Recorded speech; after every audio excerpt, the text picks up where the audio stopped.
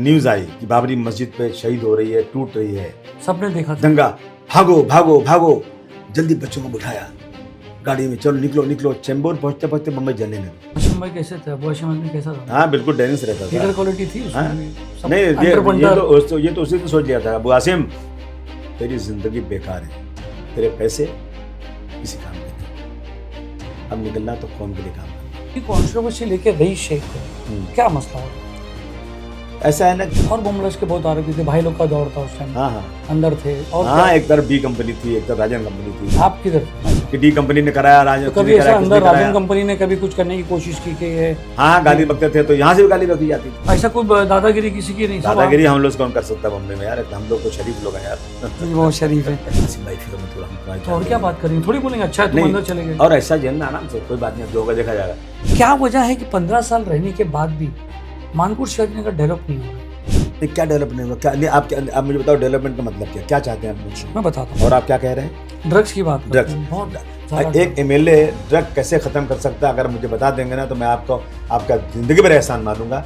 Pollution बहुत है, वो फैक्ट्री नहीं हटा पा रहे आप। अच्छा उसके लिए क्या करना चाहिए मुझे? देवनार जो स्लॉटर हाउस है वो भी हर बार बारिश में एकदम, मेरे एरिया नहीं है। आपके पार्टी के लोग बहुत इलीगल कंस्ट्रक्शन मतलब डबल टिबल बना लेते हैं और हाशिम भाई का दोष देते हैं। और नहीं मैं एक बात बता अरे रहा भाई क्या बात करो। हूँ, अरे भाई कह रहे यार जाकिर नायक को यूपा में डाल दिया, इससे दूर रहो। आपके पोते पे कैसा है अरे बहुत प्यारा है, निखैल? मेरा प्यारा है, बहुत प्यारा, मैं उसको बहुत चाहता हूँ, वो मुझे बहुत चाहता है। दोस्तों आज हमारे पॉडकास्ट में अबू हाशिम आज़मी जी आए हुए। अबू हाशिम आज़मी जो है वो नेताओं के नेता रह चुके हैं, जितने भी बड़े बड़े नेताओं है उनको भी नेता इन्होंने ही बनाया है। बहुत सारे नेता ऐसे, हम आगे जाके आपको नाम लेंगे। पॉलिटिक्स में इनकी शुरुआत एक जुल्म सितम को सहते सहते एक वक्त आया जब इन्होंने सोचा अब मुझे पॉलिटिक्स में जाना है। इसके बारे में बात करेंगे। ये पॉडकास्ट है, ये रोक टोक नहीं है, बहुत अच्छी और अच्छे एटमॉस्फेयर में बात आएंगी। लोग जानना चाहते हैं कि ऐसे नेता, इनकी लाइफ क्या है, इनके घर का सिस्टम क्या है, क्या चल रहा है क्या नहीं चल रहा है, इनकी इंटरेस्ट क्या है, ये क्या खाते हैं, किसी को पहचानते हैं। तो थोड़ा सा हम अच्छे माहौल में बात करेंगे। हाशिम भाई बहुत बहुत शुक्रिया आपका हमारे यहाँ पर आने के लिए। आप हमारे छोटे से चैनल के स्टूडियो में आए हुए, बहुत बहुत शुक्रिया। इंशाल्लाह बहुत बड़ा बनेगा जी इंशाल्लाह। हाशिम भाई आपकी कॉलेज का हमने निकला, आपने विस्ली कॉलेज अलीगढ़ से आपने पढ़ाई की है? विस्ली कॉलेज आजमगढ़। आजमगढ़ से पढ़ाई की है। 69 ईयर्स के आप हो गए हो माशाल्लाह, और एकदम फिट लगते हो हमेशा। जी जी। हाशिम भाई शुरू करते हैं कि लोग जानना चाहते हैं कि पॉलिटिक्स में आने से पहले अबू हाशिम आज़मी की लाइफ क्या थी? बिजनेस, व्यापार, सुबह से शाम तक काम करता था, मेहनत करता था और बहुत अच्छा बिजनेस था मेरा। अब मैं 1973 में बम्बे आया। जब मुंबई में कोई गाड़ियाँ नहीं थी ना तो उस वक्त मैं लेटेस्ट मर्सिडीज मैंने लिया था। अच्छा, मतलब मैं कामयाब बिजनेसमैन था। मैं इसलिए नहीं कह रहा हूँ कि मेरे पास गाड़ी थी, ऐसे नहीं, लेकिन मैं एक कामयाब बिजनेसमैन था। जी जी। अच्छा कारोबार करता था। ये काय का कारोबार था आपका उस टाइम? देखिए मेरा पहले कारोबार था, एक्सपोर्ट के गारमेंट्स बनाता था, उसके एम्ब्रॉयडरी का काम करते थे मेरे वालिद, में मेरा छोटा भाई से मिल करते थे। बाद में मैंने जो है कुछ क्राफ्ट मार्केट में कपड़ों का काम शुरू किया। बराबर क्राफ्ट मार्केट। उसके बाद मैंने जो है मैं गल्फ़ के लिए कुछ मैंने काम शुरू किया, एयर टिकटिंग का। तो हाँ एक यहाँ पे एक सऊदी अरब के रहते थे मोहम्मद उस्मान अल मुल्हिम साहब, मोहम्मद अली रोड पर अतीका बाई मेंशन में, बड़े अच्छे आदमी थे। उनकी कंपनी थी इंडो सऊदी एक्सपोर्ट कंपनी। तो उसमें जरिए कुछ मैं एक्सपोर्ट करता क्या था। उम्र थी जब आप बॉम्बे आए थे? अब बात घटा लो, अब 73 में आया था बॉम्बे। जी, तो मैं तकरीबन 17-18 साल की हो गया। ज़्यादा था, वही सोचो। माइनर थे आप। उसके बाद मैंने जो है ना काम शुरू किया। मेरी पढ़ाई थोड़ी सी अधूरी थी तो मैंने फिर से वापस को पूरी कर लिया बाद में। बॉम्बे में किया? नहीं, बॉम्बे मैंने जौनपुर से किया। तो आप बॉम्बे क्यों आए थे? मतलब आपका कोई बेस था? नहीं, या गांव में? नहीं, हम लोग तो ज़मींदार ख़ानदान से, खेती बाड़ी वाले थे। लेकिन जब ज़मींदारी ख़त्म हो गई तो मेरे वाले चले गए सिंगापुर। तो अब हम लोग ज़मींदार लोग बहुत ही अकड़ में रहते थे, कोई निकलता नहीं था बाहर, समझते थे हम बहुत तुर्रम है। लेकिन मेरे वालिद पहले आदमी है जो गांव से निकल गए, सिंगापुर गए, कुछ दिन काम किया, फिर हम लोग आजमगढ़ ले गए, आए वापस आजमगढ़ ले गए पढ़ाने के लिए। तो मुंबई क्या, फिर एक बार कारोबार वहाँ बहुत ख़राब हो गया तो वालिद मेरे मुंबई चले आए। तो वालिद मेरे 69 में आए थे। कहाँ रुके थे? 70 में आए थे। रहते कहाँ थे आप उस टाइम? नहीं, मैं तो अलीगढ़ में था ना। मैं जब यहाँ आया ना तो मेरे वालिद ने पहला घर जो है ना भिश्ती महल्ले में लिया। अच्छा, ये भिश्ती मोहल्ले में यहाँ पर? 35,000 का एक घर लिया मेरे वालिद ने। अच्छा, वालदा को मेंशन का नाम याद है? कौन सा मेंशन था? वो एक थी ना कोर्ट में, किसी को नहीं मालूम है भाई। नहीं, कोर्ट में एक थी ना जो गवाही कराती थी, वो लेडी थी। नाम याद नहीं आ रहा है मेरे को। हाँ, कौन बाई थी देखिए, तो वो मस्जिद के बगल की बिल्डिंग थी वो। तो उसी भिश्ती महल्ले में घर था। तो मैं तो नहीं आया था, मैं तो अलीगढ़ में था, उस वक्त अलीगढ़ पढ़ता था मैं। तो अलीगढ़ में स्ट्राइक हुई तो मैं आ गया अब्बा के पास। फिर तो अब्बा मम्मी सब साथ में रहते अब्बा थे? मम्मी सब साथ और रहते थे। फैमिली में कौन था यहाँ पर जो बॉम्बे में आया था? आपके भाई हाँ, वगैरह? अब देख, भाई आ गए तो कितने भाई है आपके बहन? मेरे बड़े भाई जो है ना, अबू सालिम साहब, वो एयरफोर्स में थे, ऑफिसर थे एयरफोर्स में। और उसके छोटे भाई मैं और दोनों अलीगढ़ में थे, अबू हाकिम आज़मी। फिर वो चले गए आयरलैंड, डॉक्टर FRCS किया उन्होंने। फिर मेरे वालिद गए एक बार वहाँ देखे, मिले उनसे, बोले तुम यहाँ कहाँ पढ़े हो, ये क्या कोई मुल्क है क्या, तुम सऊदी जाओ, वहाँ जाओ। तो फिर उनको अब्बा ने दोस्ती जम्बो भेज दिया। जम्बो कुछ साल रहे, फिर वापस चले गए वो। अभी वो जो है इंग्लैंड में कोई एक जगह विगन है, अच्छा। मैनचेस्टर के पास, वो उनकी बेटियां सब डॉक्टर है वहाँ पे। तो आपके कितने भाई बहन थे? सुने तो दो हो गए ये। तीसरे मेरे भाई अब्दुल गानिम साहब यहीं बम्बई में रहते थे, इस स्क्रैप का काम करते थे, उनका इंतकाल हो गया। उसका मेरी बहन है जिसकी शादी शालीमार? नहीं, वो नूरजहाँ, उसकी शादी हुई थी आजमगढ़ में। बिंदौल में लोग शोहर जो उसके थे वो साइंटिस्ट टाइप थे, वो सारा भाई में बड़े ऑफिसर थे, तो अहमदाबाद में रहते थे लोग। फिर उससे छोटे जो है सोशरा मैं मतलब तीन मेरे से बड़े, तीन मेरे छोटे, बीच का मैं, सात भाई 3 बहन। और तीसरी बहन शालीमार वाली? शालीमार में छोटी, सबसे छोटी बहन मेरी शालीमार में शादी हुई है। कैसे थे अबू हाशिम आज़मी? 7 भाई बहन के नटखट थे, क्या थे, मतलब कैसे थे घर में और स्कूल में? नहीं, बहुत स्कूल में बहुत पढ़ने में अच्छा नहीं था मैं, ठीक था, मिडिल क्लास बेंचर? नहीं, ऐसा नहीं है। टीचर को ये मारना, ये लेके टीचर को मारना, ऐसा नहीं, हम लोग उस्ताद से इतना डरते थे कि आप मानेंगे कि हमारे आजमगढ़ में एक होटल खुला था जिसका नाम था महावीर मिष्ठान भंडार। तो उसमें बोली मिठाई बहुत अच्छी मिलती है, समोसा बहुत अच्छा मिलता है। तो हमको उसमें समोसा खाना था, मैं और मेरे बड़े भाई दोनों को। लेकिन हम इतना मना था घर से कि ख़ानदानी लोग होटल में खाना नहीं खा सकते, अच्छा, चाय नहीं पी सकते, बहुत बड़ा गुनाह है। तो हम लोग दोनों भाई क्या किया जाए, इसमें खाना है अपने को। तो हम लोग घुसे धीरे से और दीवार की तरफ मुँह किए।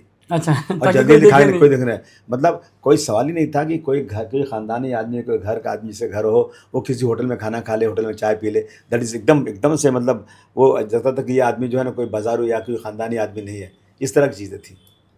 तो मुंबई आए हम, तो वालिद का वो घर था।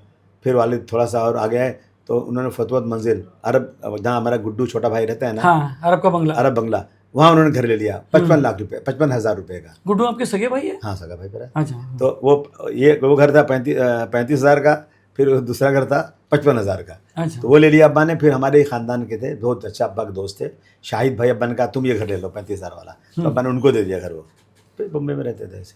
अच्छा, कॉलेज तो आपने वहाँ से की पूरी की, तो उसके बाद क्या हुआ?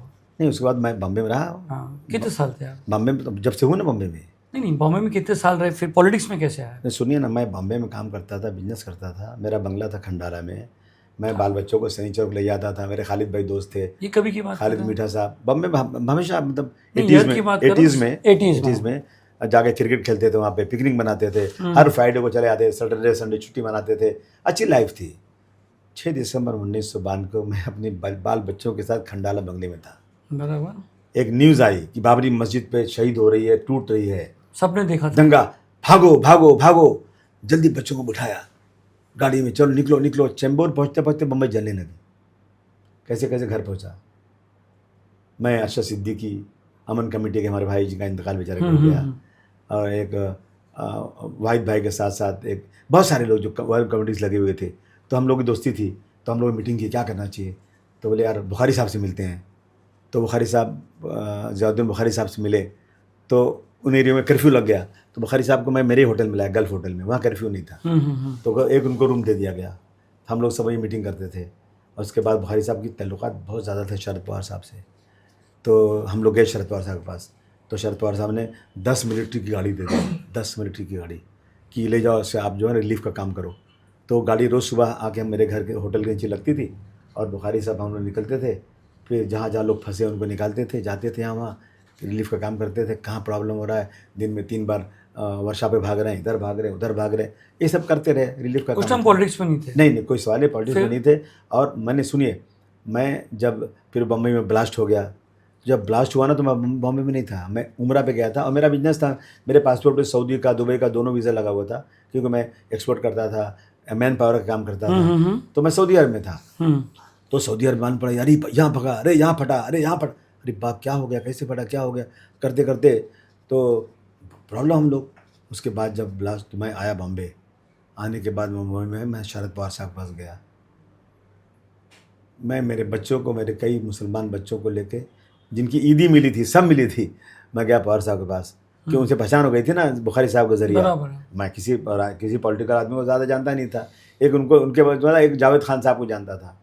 तो गए उनके पास, हमने जो पैसे जमा किए थे, बहुत पैसे नहीं, थोड़े पैसे थे, वो जमा कि वो दिए उन्होंने। उनकी रसीद हमको मिली, आज भी रसीद रखी है मेरे पास कि चीफ मिनिस्टर फंड में बम ब्लास्ट में जो लोग परेशान हुए, घायल, उनकी हमारी तरफ से उनको थोड़ा मदद ठीक है। दिया हम लोगों ने। फिर मैं दोबारा सऊदी चला गया 6 महीने के बाद। 6 महीने के बाद मेरे ऑफिस से पुलिस आई, मेरे स्टाफ को पकड़ ली, हेमंत सिंह साहब को कैसे कि तुम लोगों ने जो आतंकवादियों को भेजा और बम ब्लास्ट कराया। अरे बाप रे बाप, अरे मौला ये क्या हो रहा है ये। तो मैंने जावेद खान को फ़ोन किया, अरे मेरे आदमियों को क्यों पकड़ रहे हैं, वो बेचारे 15,000 2,000 10-20 हज़ार की नौकरी करने वाले, उनको क्यों, मुझे पकड़ो ना, मैं आता हूँ ना। तो मैं आ गया वापस, आ गया। मैं बताया उनको मैंने कि क्या बात है, बोला आपने टिकट बनाया, वो लोग गए बम ब्लास्ट। कितने लोगों की टिकट बनाए थे आपने? 11 लोगों की। 11? ये टाइगर फैमिली की? नहीं भाई, कोई टाइगर वगैरह फैमिली नहीं। तो फिर उस वक्त तो टाइगर ही मैं घूमता था भिंडी बाजार में, हम जानते थे, देखते थे, हमें क्या मालूम कि टाइगर कौन आदमी क्या करता है। जी सब हम लोग तो बॉम्बे नंबर 3 डोंगरी वाले हम लोग हैं, सबको जानते ही थे हम लोग। अभी तो मालूम पड़ गया आप बिस्सी मोहल्ले वाले हो।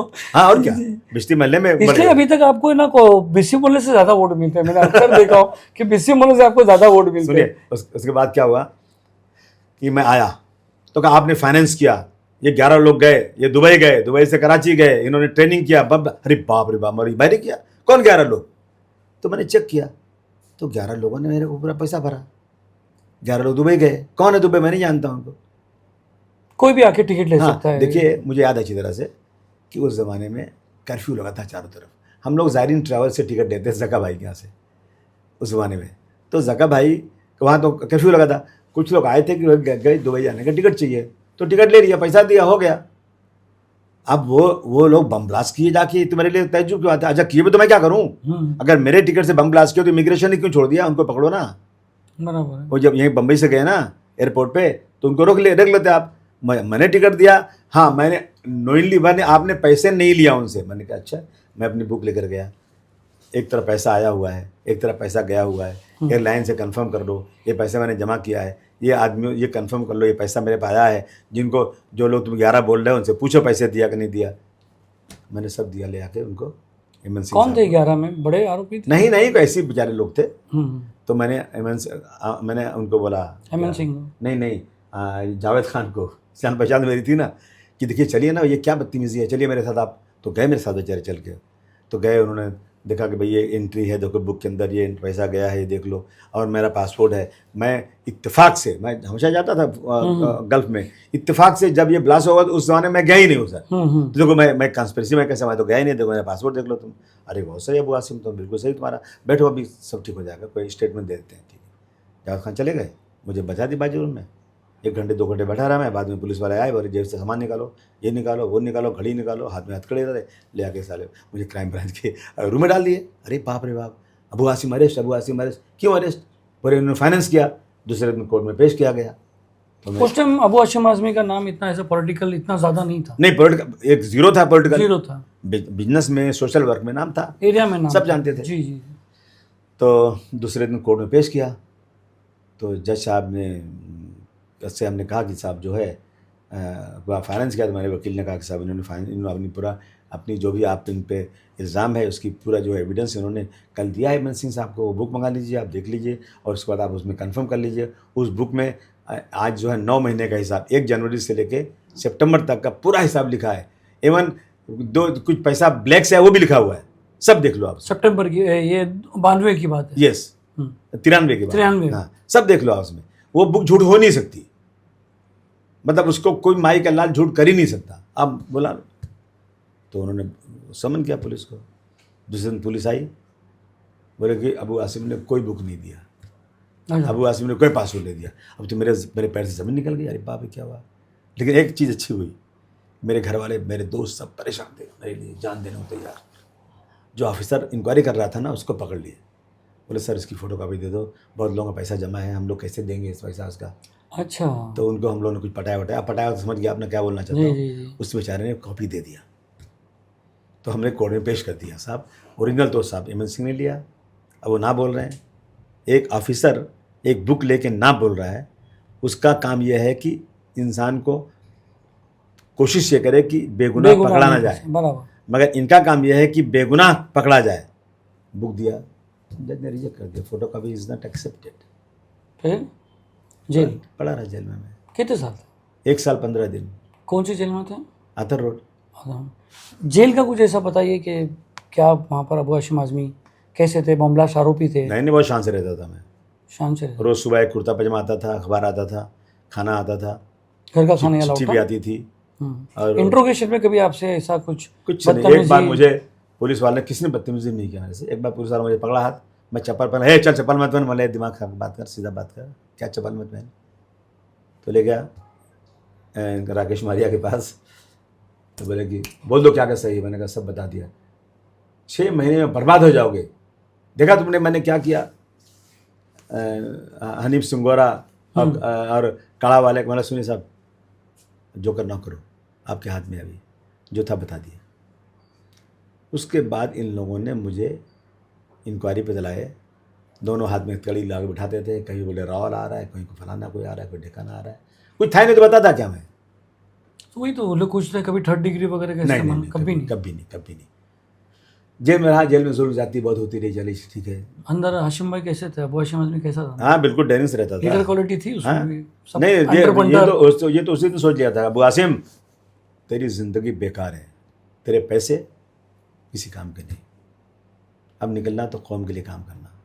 मैंने देखा कि मुस्लिम बच्चों को किस तरह से बगैर कसूर, एक लड़का था मंजूर, वो आपको पकड़ा गया, वो उसकी गलती क्या थी, उसने नई मारुति खरीदा था। तो अबू सालिम जो था ना, वो भी आजमगढ़ का ही है, तो उसने बोला चल मैं तेरे को संजय दत्त से मिलाता हूँ। अब वो हीरो को देखने चक्कर में बेचारा, हाँ चलो चलो भाई चलो। अब उसने उसकी गाड़ी में पीछे बंदूक रख दिया, अब नहीं मालूम बंदूक है वो, AK-47 56 उसको बेचारा को नहीं मालूम क्या है। जब गया वहाँ पे और डिग्गी खोल के उसको सामान दे दिया, उसको नहीं मालूम। जब ये पोर खुला तो बोले इसी गाड़ी में बंदूक गई थी। वो गरीब बेचारा जब ये पकड़ के आया ना, तो चप्पल जो पहनते हैं ना, उसमें अंदर एक टेम्पर के लिए लोहा लगा रहता है कुछ, वो चप्पल खोल के लोहा लगा, अरे हथियार लाला हमारा मारन टका मारन, क्या क्या बोल बोल के भाई उसको जेल के गेट से बैरिक तक मेढक की तरह कूद कूद चलो, और ऊपर से 3 पुलिस वाले डंडा मारते रहे। देखा मैंने क्या क्या हुआ अंदर। और बमब्लास्ट के बहुत आरोपी थे, भाई लोग का दौर था उस टाइम। हाँ अंदर थे। और हाँ, एक तरफ डी कंपनी थी, एक तरफ राजन कंपनी थी। आप किधर थे? मैं तो बम ब्लास्ट वालों के साथ था ना, तो वही डी कंपनी बोली जाती है ना वो तो, अच्छा। कि डी कंपनी ने कराया, राजन तो कभी ऐसा अंदर राजन कंपनी ने कभी कुछ करने की कोशिश की कि ये? हाँ गाली बकते थे, तो यहाँ से भी गाली बकी जाती थी। अच्छा, दोनों अंदर हाँ, एक तुर्रमगिरी चलती थी, कुछ नहीं। ऐसा कोई दादागिरी किसी की नहीं? दादागिरी हम लोग कौन कर सकता है बम्बई में यार, हम लोग को शरीफ लोग हैं यार। जी, बहुत शरीफ है। अच्छा, इस दौरान हाशिम भाई जो आपने बताया है, 1.5 साल का वक्त, आपके घर वाले परेशान, फरहान बहुत छोटा होगा उस टाइम? अरे सब बच्चे परेशान, पूरा घर परेशान। भाभी की क्या करती बेचारी, सब रोते थे, आते थे मिलने के लिए, चले आते थे।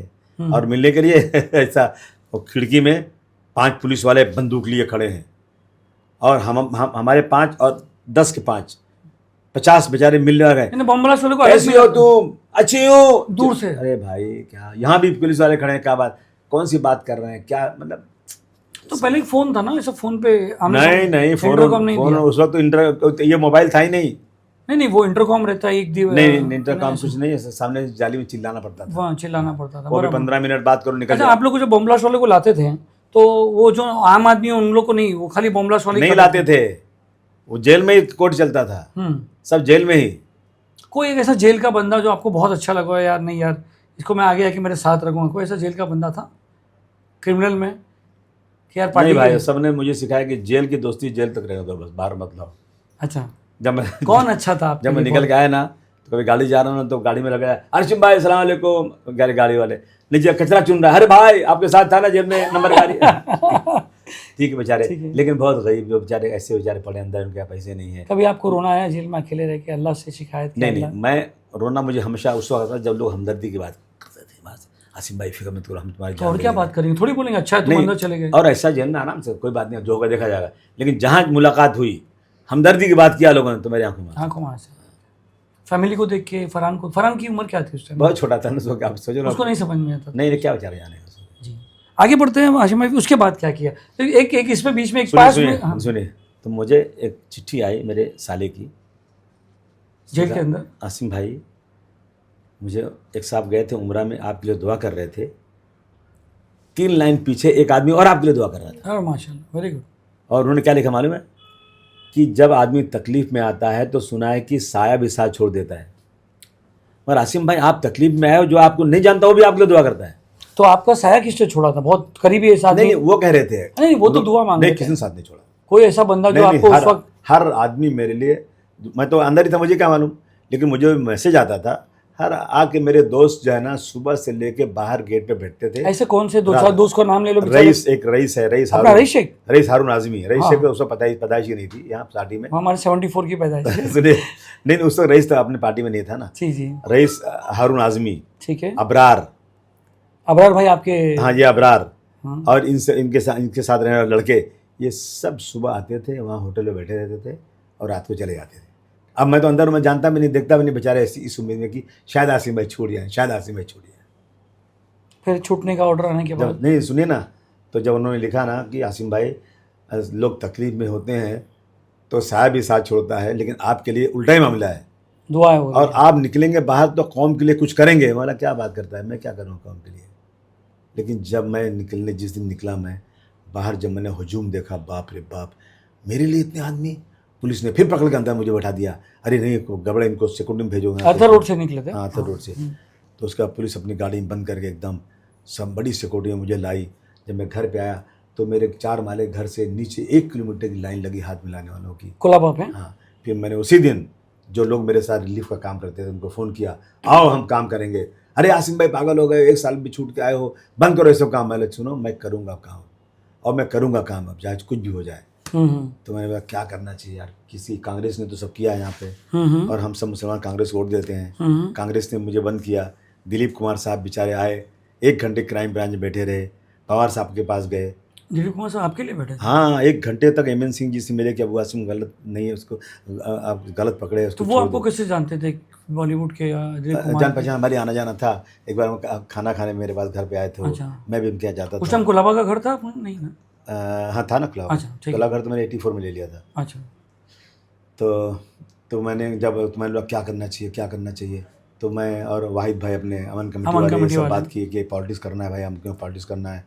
तो एक राज बब्बर है यहाँ पे जो मुलायम सिंह यादव का को है, और इस देश में एक ही आदमी नज़र आता है जो हिंदू मुस्लिम सिख ईसाई सबको साथ में रखता है, मुलायम सिंह यादव को पकड़ते हैं हम लोग। मुलायम सिंह, क्योंकि उसके पहले मुलायम सिंह आए थे। तो पता है उन्होंने भाषण किया था यहाँ पे खिलाफत हाउस में, क्या भाषण किया उन्होंने, बाप रे बाप। मैं तो राजनीति में मैं कूद के गया, एक हार पहना के आया, फिर भाषण किया, फिर मैं कूद के हार पहना के आया। जब मुलायम सिंह यादव का रथ निकला ना, इसमें अपना ये जो रसूलुल्लाह सल्लल्लाहु अलैहि वसल्लम का जो पैदाइश की उसमें, तो जब बारी के पास एक टैक्सी वाले ने ब्लेड काटा हाथ से और खून का टीका लगा दिया उनको। मुलायम सिंह? हाँ मुलायम सिंह को। हाँ। तो मैं बोला कि मुलायम सिंह को पकड़ता हूँ। तो राज बब्बर साहब, तुम्हारा साहब राज बब्बर आगे खुश हो गए, मैं बुलाया तो, अरे बोले आपका नाम बहुत सुना है, अखबार में छपा, बताया ऐसा। बोले सर आप आपकी पार्टी क्यों नहीं चलाते यहाँ पे? बोले कि हमारे पास ऐसा मेरे ख्याल से 95 का दौर था जब आप पॉलिटिक्स में। सुनिए ना, तो राज बब्बर ने बोला कि ठीक मैं बात कराता हूँ। मैंने कहा नेताजी मुलायम सिंह जी, मेरा नाम अबू आसिम आजमी आजमगढ़ का हूँ, मैं चाहता हूँ कि पॉलिटिक्स करूँ सर, आप अगर मदद करें तो। तुम करोगे?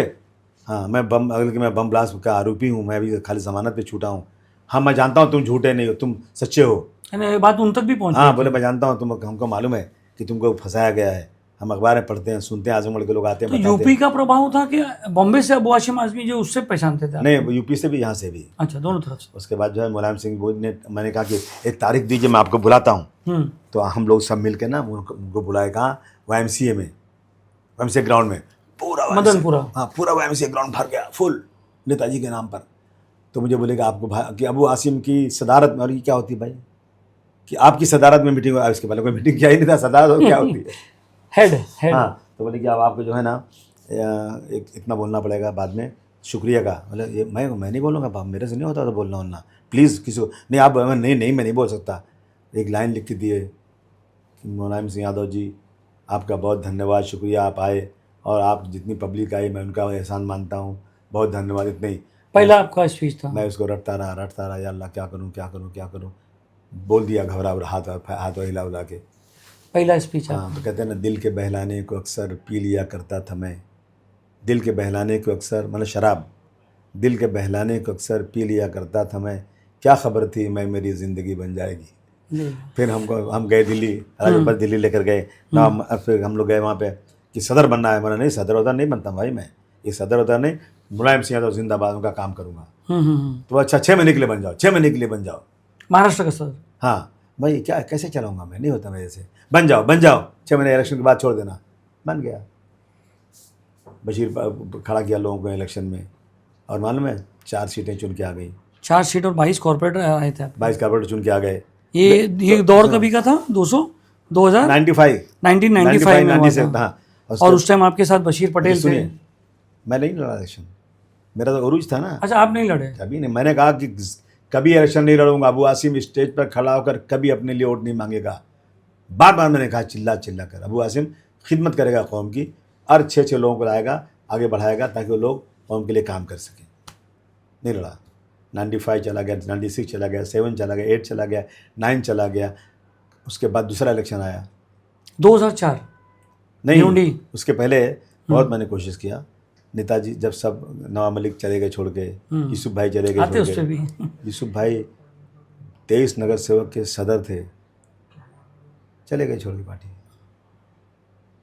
बशीर पटेल साहब थे, नवाब मलिक मिनिस्ट्री में। तो आपने भी तो जो इन लोग को लाए, आपने जो लाए, ये बशीर पटेल है, हुसैन दलवाई है, फिर यूसुफ अबरानी है, फिर सोहेल लोखंडवाला साहब है, अख्तर रिजवी साहब भी शायद आपके साथ ही थे। तो आपने भी तो एक पार्टी तोड़ी थी ना, मुस्लिम लीग। अरे भाई, मुस्लिम लीग में ये सब थे और उनको आपने तोड़ के अपनी पार्टी में लिया। अरे भाई सुनिए ना, ये कोई एमएलए थोड़ी थे भाई, कॉर्पोरेटर थे। सोहेल लोखंडवाला एमएलए थे क्या? नहीं, वो तो नहीं थे। सुनिए ना, अब मैं पार्टी बनाऊंगा तो यहीं से लूंगा, आदमी का आसमान से लाऊंगा क्या? जिसको आना हुआ है। तो इनको लगा कि अबू आसिम समाजवादी बढ़ रहे, तो ये लोग मेरे पास आने लगे। असलम पटनी मेरे दोस्त थे, ये सब उनके साथ उठते बैठते थे। तो इनको लगा कि यार मुस्लिम जो छोटी पार्टी समाजवादी की सरकार चल रही है यार, पूरा तहलका देश के अंदर, मुलायम सिंह यादव हीरो बन चुका है। अच्छा, वो फेम की वजह से आ गए सब। तो आपको ऐसा नहीं लगा था कि मुस्लिम लीग को मैं आगे बढ़ाऊं? नहीं, मैं मुस्लिम लीग को आगे बढ़ा। मैं यूपी में कहाँ मुस्लिम लीग है, महाराष्ट्र में कहाँ मुस्लिम लीग है, कहाँ कितना। मैं उस पार्टी में जाऊं जो हिंदू और मुसलमान की एकता वाली पार्टी हो। मैं कहते हैं ना कि मुंह से मोटाई लोढ़ा हुई, का ससुराई हाथी घोड़ा हुई, एक हमारे मसल है यूपी में। चूहा मोटा होगा तो लोढ़ा बनेगा, हाथी नहीं बनेगा। मैं मुलायम सिंह यादव जी की पार्टी में जाऊंगा तो मुख्यमंत्री बना सकता हूँ, बराबर है। मगर मुस्लिम लीग से मोहब्बत है मुझे, मैं नफरत नहीं है मुझे। लेकिन मुस्लिम लीग को बुलाया था हमने। हाँ, ये भी सुनिए आप, उनके सदर आए थे मेरे घर पे, बनातोला साहब। जी हाँ, आए थे। और ये अपना मौलाना साहब भी लोग आए थे यहाँ से, जो स्कूल है इनका मीनारा मस्जिद के अंदर, कि भाई हम लोग अलायंस करते हैं। कहा नहीं, बिल्कुल नहीं अलायंस होगा, हमें नहीं आपसे अलायंस करना, हम अकेले लड़ेंगे। बहुत रिक्वेस्ट किया गया कि मुस्लिम लीग से अलायंस कर लें, नहीं माने, लड़ाया हमने। वो लोग नहीं माने? वो लोग नहीं माने। अच्छा, फिर लड़े इलेक्शन। अब 2002 जब आया ना, तो उसके बाद जब मैंने, ये मेरे ख्याल से 1997 का इलेक्शन था, जब आपके पास 4 एमएलए थे। हाँ, और 22 कॉर्पोरेटर थे। हाँ, उस टाइम अबू हाशिम में इलेक्शन नहीं लड़े? कभी नहीं लड़ा। फिर उसके बाद एक एमएलसी का टर्म आया ना, हाँ, तो नेताजी बोले तुम बन जाओ। मैंने सर एमएलसी में मैं नहीं बनता हूँ। तो मैंने हुसैन दरवाई बना दिया। और पूछता हुसैन दरवाई साहब से, 1 रुपया भी उनसे नहीं खर्चा कराया, फ्री बनाया। तो ये सब आपको क्यों छोड़ के चले गए? जब उनको कुछ थे नहीं और आपने एमएलए बना दिया उनको, आपके जो है लीडरशिप में सब एमएलए बने, तो क्या रीज़न थे? मेरे एक लीडर थे, उनका नाम था कपिल देव सिंह, बहुत मशहूर थे बिहार के। तो कपिल देव सिंह ने कहा, अबू आसिम, वो बिहारी बोलते थे, अरे तो क्या अकल ना बे अबू आसिम, तो के अरे तू ना सुन ला पहले कब वो कि छोटा पैसा बड़ा पैसा छोटे पैसा को खींच लेता है, बड़ी पार्टी छोटी पार्टी को खींच लेती है। तुम चुन के लाओगे, सत्ता में जो रहेंगे सबको सब खींचे। सब चुनने के बाद ही गए? और क्या, तो पहले कैसे जाते? पहले तो अबू आसिम जिंदाबाद, बाद में अबू आसिम मुर्दाबाद। तो क्या आपकी लीडरशिप में उनको पसंद नहीं आई कि कुछ लालच दिया गया सामने वाली पार्टी से? अगर ये पूछा जाए एक नाथ शिंदे साहब से कि आपको क्या बाला साहब ठाकरे की लीडरशिप पसंद नहीं आई, उद्धव की लीडरशिप पसंद नहीं आई। अगर ये पूछा जाए अभी आदरणीय अजित पवार साहब से कि क्या आपको शरद पवार की लीडरशिप पसंद नहीं आई, सही जवाब पूछिए। वही जवाब मेरा भी है कि आप ऐसा है ना कि सत्ता की लालच में चले जाते हैं लोग, और फिर देखते नहीं हो कौम क्या कर रही है। कुछ नहीं, कौम भाड़ में, किसी कौम की फिक्र नहीं, किसी को भी। अफसोस है मुझे इस बात का, अफसोस है। मैं हूँ 28 साल से संघर्ष कर रहा हूँ, लेकिन मैंने कभी किसी पार्टी के सामने घुटने नहीं टेके। मेरी ताकत नहीं है, ठीक है, जितनी ताकत है इतनी ताकत है, लेकिन मेरी आवाज़ तो है ना, बात तो कर सकता हूँ मैं ना। कभी आपको बीच में इन दौरान 28 सालों में कभी कोई एजेंसी ने डराया हो कि तेरे पुराने जाने दीजिए, मुझे पुराने क्या कि मेरे को ऐसे केस ही नहीं मेरे पास थे कि नहीं, मुझे जैसे कि ज़रूरत है। यही जो बीवी लेकिन का- अभी सब नाटक जो है ना, अभी ऐसा है ना कि ये हिंदुस्तान है, आप बिजनेस करते हैं ना, अंगड़िया है यहाँ पर, अंगड़िया, अंगड़िया में क्या होता है, पैसे जाते हैं, जाते हैं यहाँ से ट्रांसफर होते, सबको मालूम है, नहीं इनकम टैक्स को नहीं मालूम, सब मालूम है, सीबीआई को नहीं मालूम, सब मालूम है। और इनके जो अपना ईडी को नहीं मालूम, हमको आपको मालूम है कितने पैसे जाते हैं। आप 1 करोड़ रुपया यहाँ दो, 2 घंटे में 10 मिनट में, 10 मिनट में मद्रास में ले लो, कोडवर्ड ले लो। ऐसे अब इन सब चीज़ों को लेके किसी को घेरा जाएगा तो मैं समझता हूँ कि तो नाइंसाफ़ी होगी ना। ऐसी चीज़ें, फ्लैट कितने में बिकता है आज? अगर कोई, मैं माइक पे बोल रहा हूँ कि पूरे हिंदुस्तान में बहुत कम लोग ऐसे होंगे जो फ्लैट को अगर 100 रुपया दाम है तो 100 में बेचते होंगे, 100 वाले 70 में बेचते हैं, 30 रुपया जो है ना ब्लैक से लेते हैं। बराबर है। ज़मीन जितनी भी हिंदुस्तान में रजिस्ट्री होती है, अगर उस ज़मीन का दाम 1 लाख रुपया है ना, तो रजिस्ट्री 50,000 की, 40,000 की, 60,000 की होती है, बाकी पैसा ब्लैक में होता है। ये पूरा हमारे देश का है, बंद करो ना, सब बंद करो, कोई नहीं करेगा काम। ये ऐसी चीज़ों को लेके घेरा जाता है, तकलीफ में आई जाती है, परेशान किया जाता है, जेल में भेज दिया जाता है, जमानत नहीं होती है। ये तो देश में चल रहा है ना। अच्छा, नवाब मलिक और आपका क्या लफड़ा है? नवाब मलिक कोई लफड़ा नहीं। अभी तो मैं उनके घर भी गया था, अभी उनके दामाद का वो तो मैं गया था। उसके पहले जब मेरे ऊपर कुछ प्रॉब्लम चल रही थी, नवाब भाई के घर गया मैं, उनसे मैं राय मशवरा लिया मैंने, मेरा कोई झगड़ा नहीं। तो ये जो लोग जो आपको छोड़ के गए, यूसुफ अबरानी, हुसैन दलवाई और तुम्हारा बशीर पटेल, सोहेल लोखंडवाला, हमीदा मिस्त्री, ये सब जो थे, ये सब जो लोग थे, तो जाने के बाद आपसे कोई दुश्मनी वगैरह कि या मुंह छुपाते फिरते थे आप हाशिम आज़मी से, क्या ऐसा दौर था? आपके सामने आते हैं? आज भी 20 अच्छे आदमियों को बिठा दो, इंसाफ पसंद को, एक को बुलाओ, इनकी 99 गलती मैं माफ़ करता हूँ, मेरी एक गलती मत माफ़ करना। आओ, दूध का दूध, पानी का पानी करो। मैं हमेशा इज्जत किया मैं खुद भूखा रह के उनको खाना खिलाता हूँ, मैं खुद पैदल चल के उनको गाड़ी देता हूँ, और क्या चाहिए, इससे क्या चाहिए। लेकिन मैं सत्ता में नहीं हूँ, मैं मंत्री नहीं बना सकता, लेकिन मैं आवाज़ बुलंद कर सकता हूँ। जो आइडियोलॉजी के लोग हैं वो मेरे साथ रहेंगे, जो लालची लोग हैं वो चले जाएंगे। तो ये नवाब मलिक जो है आपके एरिया में आ गए अभी और बोल रहे कि मैं हाशिम भाई को लड़ाऊंगा, यानी मैं हाशिम भाई को हराने वाली बात ही होगी ना वहाँ पर। तो जब एक 3 टर्म एमएलए अबू हाशिम आज़मी है, वहाँ पर एक मुस्लिम नेता है, और वो आपके पुराने जो शागिर्द ही बोल सकते हैं, शागिर्द बोलो, आपके कलीग बोलो, वो आके यहाँ पर बोल रहे कि मैं इलेक्शन लड़ूंगा, तो क्या आपको लगा कि क्या रीति, क्या उनको दबाव है? नहीं मालूम मुझे, दबाव तो मुझे भी था, लेकिन मैंने खुल के ऐसा मैं भी छुप के रहता था दबाव में, लेकिन मैंने इस तरह से सेकुलर वोटों को बंटवारे के लिए खुल के ऐसा कोई गलत काम नहीं किया जिससे मैं कल शर्मिंदा हो जाऊं कौम के सामने। अच्छा, अगर आपको बम ब्लास्ट में अगर ऑफर आता, जॉब थे कि काम करो, आप कोई फिरका प्रेस पार्टी में को सपोर्ट करो, पीछे से सपोर्ट करो। मैं कसम खाता हूँ, तभी एक ने वीडियो निकाला, अबू हाशिम कसम बहुत खाते हैं जी, कि अबू हाशिम जो कसम खाता है झूठा होता है। एक कहावत भी है ना, जो कसम खाते हैं वो झूठे लोग ज़्यादा कसम खाते हैं। इसलिए मैं कसम नहीं खाऊंगा। सुन लीजिए मेरी बात, मैं अपने आप को सही प्रूव करने के लिए कभी कसम खा जाता हूँ। हो सकता है मेरी आदत गलत भी हो, लेकिन मैं देखता हूँ कि अगर असेंबली में गए ना तो कसम खाओ, पहले कोर्ट में बयान दो, कसम खाओ, पार्लियामेंट में जब हलफ उठाओ, कसम तो है ना। कसम बनी किस लिए है? हर झूठा आदमी कसम गलत खाए, लेकिन सच्चा आदमी कभी कोई अपने आप को, अपनी सच्चाई को प्रूव करने के लिए कसम खा लेता है। मैं आपको बोलूं कि मुझे राज बब्बर ने बोला, मैं ज़मानत पे था, रोज़ सुबह जाता था कोर्ट में 11 बजे और शाम को 5 बजे जाता था। मैं डिस्चार्ज नहीं हुआ था बम ब्लास्ट में, जिसमें फांसी भी सजा हो सकती थी।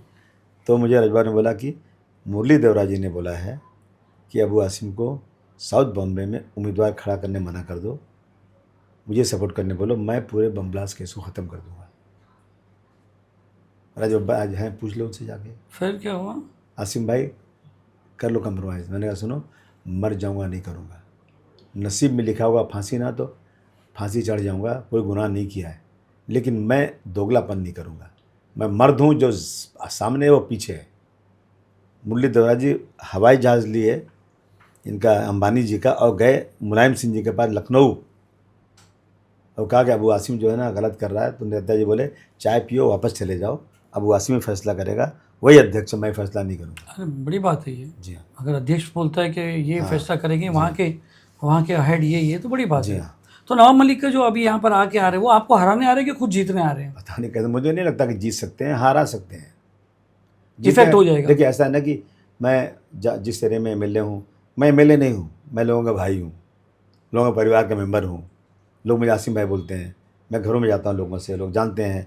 बहुत सारे लोग मेरे बस्ती के, गोंडा के, आजमगढ़ के, जौनपुर के रिश्तेदार हैं मेरे, जिनसे मेरे बहुत से ताल्लुकात हैं। तो मैं हारूँगा कैसे? मुझे वोट मिलेगा। हाँ, अगर नवाब मलिक साहब ने भी बहुत पैसा बहुत है उन लोगों के पास। पैसा तो आपके पास भी बहुत नहीं बीजेपी, मेरा तो हराम का पैसा नहीं है, हलाल का है, जो भी टैक्स है। भरा पैसा उन लोगों मैंने के भी पास। आपका देखा 300 करोड़ का रिटर्न है आपका। सुनिए ना, उन लोगों का जो है White। ना, उन लोगों का जो है ना, उन लोगों का, उनके पास तो आप जानते हैं अभी घोटाले में कितना, अब नाम नहीं लूँगा मैं उनकी बड़ी इज्जत करता हूँ लीडर की। अब वो बीजेपी में है वो, लेकिन घोटाला कितना बड़ा था, कितना है। कौन से लीडर की इज्जत करते नहीं हो? सुनिए ना, अब जाने दीजिए ना, आप यूसुफ भाई से पूछिएगा कि उनको फ़ोन नवाब मलिक का फ़ोन आया था, क्या बोले थे, कितना पैसा देने बोले थे, वो बताएंगे आपको। तो ये अच्छा है। इसके बाद हमारे भाई साहब जो है ना, जो मेरे सामने लड़ने आ रहे हैं ना, आपने देखा था एक बार करप्शन की वजह से इनको हटा दिया गया था मिनिस्ट्री से। करप्शन मतलब क्या? पैसा कमाना। तो PWD मैटर ये हाँ, अभी देखिए ना कि अगर हिस्ट्री निकाली जाए कि राजनीति के वक्त कितना क्या था, आज कितना है। मेरी हिस्ट्री निकालो, राजनीति के पहले मेरे पास क्या था, आज क्या है। मैं तो राजनीति में, मैं तो कोई मिनिस्टर बना ही नहीं कभी, और मैंने 1 रुपया फंड का कभी कमीशन नहीं लिया। आप राज्यसभा गए थे ना? सुनिए, तो 2000 वही बात हो रही थी कि जब इन लोगों ने पार्टी छोड़ना शुरू कर दिया, नेताजी ने बोला था, आसिम भाई ये एमएलसी हुसैन दलवाई की मत बनाओ। मैं बोल रहा हूँ, वो सुन भी रहे होंगे, बुरा लगेगा उनको। मैंने कहा नहीं, मराठी बोलते हैं, अच्छे आदमी, बहुत मेहनत करते हैं, बना देते हैं, सब बना देते हैं। मेरा बच्चा था, मैं उसको बना सकता था, मेरे भाई थे उनको बना सकता था, मैं बन सकता, नहीं बना मैं। बराबर है। नहीं बना मैं, क्यों नहीं बना? कि मैं दूसरों को बढ़ाना चाहता हूँ, मैं पीछे रह के लोगों आगे बढ़ाना चाहता हूँ। अब वो लोग बोलेंगे, वो चलते हैं आगे तो अरे अबू आसिम हमारे पीछे चलते हैं, अब ये आज ये वो बोल सकते हैं, अरे मैं जानबूझ के पीछे रहता हूँ, तुमको आगे बढ़ाता हूँ, तुम आगे बढ़ के काम करो। तब नेताजी मेरे पर गुस्सा हो गए। राम गोपाल जी बम्बई आए, कहा कि नेताजी ने बोला कि तुम पार्टी छोड़ दो, तुमसे काम नहीं होगा, तुम मेहनत करते हो इतना, और लोग आते हैं भाग जाते हैं, तुमको खुद राज्यसभा जाना है तो ठीक, नहीं तो बोलो। तब मैं शर्मा गया, यार मैं हर मंच पे बोला हूँ मैं राजनीति नहीं करूँ, मैं जाऊँ कुछ बनूंगा नहीं। अब मैं जाऊँगा तो लोग बोलेंगे देखा ये भी आदमी वैसे ही निकला। तो मैंने बुलाया, अपने मनोहर आथर साहब को बुलाया, अपना ये सारे नेताओं को बुलाया, अपने अलीम शमसी साहब अच्छे एडवाइज़र थे। तो उस टाइम तो ये सब चले गए थे, उस टाइम आपके साथ कौन था? नहीं उस वक्त तो थे, ये लोग सब थे, हाँ, बशीर पटेल। उस वक्त थे ना। हाँ। तो पता नहीं कौन था, याद नहीं मुझे आ रहा है। अब मनोहर आथर साहब तो पॉलिटिकल आदमी थोड़ी हैं। अलीम शमसी साहब को बुलाया और अपने साथ जो लड़के थे बुलाया, नहीं आपको जाना चाहिए। चला गया मैं, गया लखनऊ गया हवाई जहाज़ से। तो नेताजी ने बिठाया, कहा फॉर्म भरो। तो 10,000 रुपया फीस लगती थी, वो भी नेताजी ने बोला पार्टी से भर दो। मुझे 1 रुपया नहीं लगा, गया मैं काम किया। फिर मैंने महसूस किया यार, अब जब मैं आई गया हूँ ना तो मैं इलेक्शन ही लड़ जाता हूँ। तो 2002 में मैं राज्यसभा में गया, 2004 में चला गया भिवंडी इलेक्शन लड़ने में। 2 जगह से उस टाइम लड़े थे आप? नहीं, उसके बाद लड़ा। अच्छा, 2002 में आप भिवंडी से 2004 में गया लड़ने ना, तो कांग्रेस और शिवसेना एक हो गई। नारायण राणे साहब गए, भाषण किए, ये हरा सांप है, नाग है, ये आएगा तो यहाँ पे ये शिवाजी महाराज के चौक पर गाय काटेगा। नफरत नहीं, पहले से ही चल रहा था। हैं? और नारायण ने तो उस टाइम कांग्रेस में था ना? हाँ, तो कांग्रेस में भी ये सब चलता था। मेरे खिलाफ इतने भाषण, कांग्रेस शिवसेना एक हो गई। वहाँ पर 60,000 वोट आप निकाल लो, 60,000 वोट से लोग चुन के आते थे। मैंने 84,000 वोट लिया, मैं हार गया। और वहाँ पर ये आपने MP इलेक्शन लड़ा था? नहीं, MLA इलेक्शन लड़ा। और 1,18,000 वोट से शिवसेना जीत गई। जो शिवसेना कभी भिवंडी में चुन के नहीं आई थी, मैं लड़ा और वो जीत के आ गए। और कांग्रेस 25,000 वोट ली। मैं मुंह पिटा के फिर चला गया राज्यसभा, था ही मैं, मेरा टर्म पूरा किया मैंने। सरकार गिर रही थी दिल्ली की, गिर गए इसी एटॉमिक उसके ऊपर, जो कांग्रेस जो इन्होंने साथ छोड़ दिया था कम्युनिस्ट पार्टी ने। हमारे पास 39 MP थे, 36 या 37 MP थे समाजवादी के। तो अमर सिंह जी ने बात किया कि हम लोग कांग्रेस की सरकार को बचाएंगे और मंत्री पद नहीं लेंगे, बाहर से सपोर्ट करेंगे। सरकार बच गई, बड़ी वाह हो गई समाजवादी पार्टी की कि उसने सरकार बचा ली। तो ये हुआ कि बम्बई में 1 सीट पार्लियामेंट की समाजवादी को मिलेगी। किस बेस पर? कि समाजवादी पार्टी ने सपोर्ट किया और कोई पद नहीं लिया। बड़े ताल्लुकात अच्छे हो गए अमर सिंह के और कांग्रेस पार्टी के। तो हम बोला कौन सी सीट ले सकते हैं? बोला जिस सीट पे कांग्रेस सीटिंग नहीं होगी वही सीट मिलेगी। तो मैंने जो है नॉर्थ वेस्ट की seat, north west Gurdas Kamat के सामने। हाँ मैंने गुजरा काम थोड़ा उस वक्त थे, हाँ। उस वक्त तो मुझे मिलने वाली सीट थी ना, मुझे वहाँ से मुझे मिलेगी सीट अलायंस में। मैं तैयारी शुरू कर दिया 6 महीने पहले से, मेहनत करना शुरू कर दिया। लास्ट में कांग्रेस ने धोखा दे दिया, सीट ही नहीं दिया। अब मैं बढ़ चुका था आगे, मुझे मालूम है मैं चुन के नहीं आऊँगा। पूरे महाराष्ट्र से एक मुसलमान चुन के नहीं आता, बड़ी मुश्किल से अंतुले साहब चुन के एक आते थे। अबू आसिम की क्या हैसियत है जो मुसलमान चुन के आ जाएंगे? लेकिन अगर कांग्रेस हम साथ में रहते तो शायद चुन के आ जाते। इस बेस पर मैं लड़ा था, मैं खड़ा हुआ था। लेकिन जब कांग्रेस ने धोखा दिया तो मैं इतना आगे गया था कि पीछे आता तो कार्यकर्ता नाराज़ हो जाता।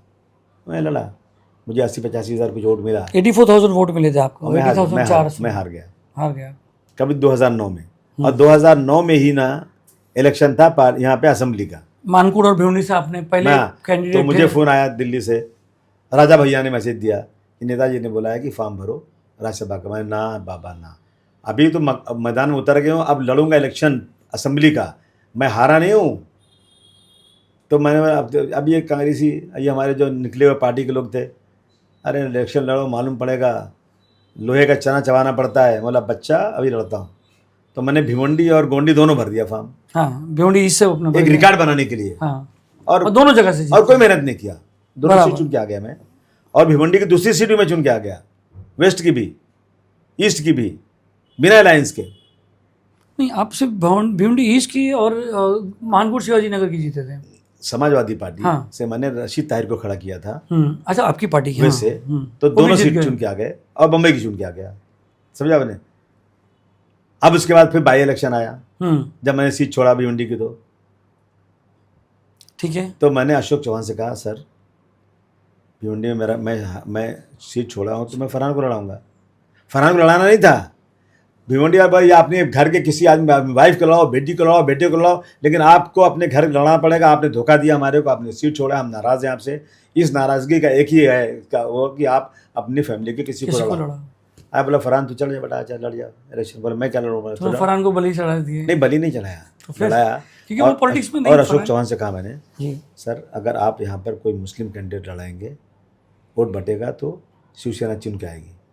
हम नहीं चाहते कि आपका सेकुलर वोट साथ में आए। बोले नहीं लड़ाएंगे।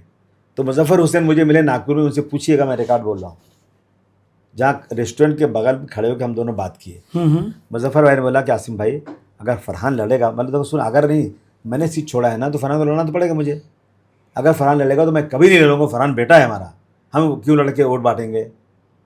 अच्छी बात है, फरहान को मैंने खड़ा कर दिया। बाई इलेक्शन में समाजवादी पार्टी का कोई बड़ा लीडर लखनऊ दिल्ली से नहीं आता, एक क्या वसूल बना था पहले से। मैं लड़ा। अब वहाँ पे भाई साहब जब मुजफ्फर भाई खड़े हुए तो गुलाम नबी आज़ाद आ गए, मुजफ्फर भाई खड़े हुए तो बाबा सिद्दीकी साहब चले गए, कृपा शंकर जी आ गए, जो अभी जो आगे हैं अपना बस्ती के जो MP हैं, जो आजकल जो वक्फ बोर्ड के वो बने हुए हैं, क्या नाम देखिए उनका है, वो साहब आ गए।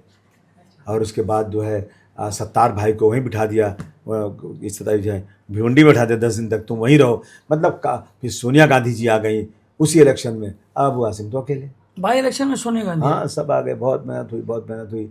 और अब बाद में क्या हुआ कि एक एरिया है जहाँ सिर्फ मराठी लोग हैं, हम जीत गए। और मैं बोला आसिम भाई आ जाओ, हम जीत गए। मैं गाड़ी लेके निकला, जैसे भिवंडी 5 किलोमीटर बाकी था, बोले हम हार गए। क्या हो गया? जिन इलाकों में मराठी था वहाँ 100% वोट मराठी भाइयों का शिवसेना को गया, कांग्रेस को एक वोट नहीं मिला। मुझे तो मिलता ही नहीं, मैं 1600 वोट से हार गया।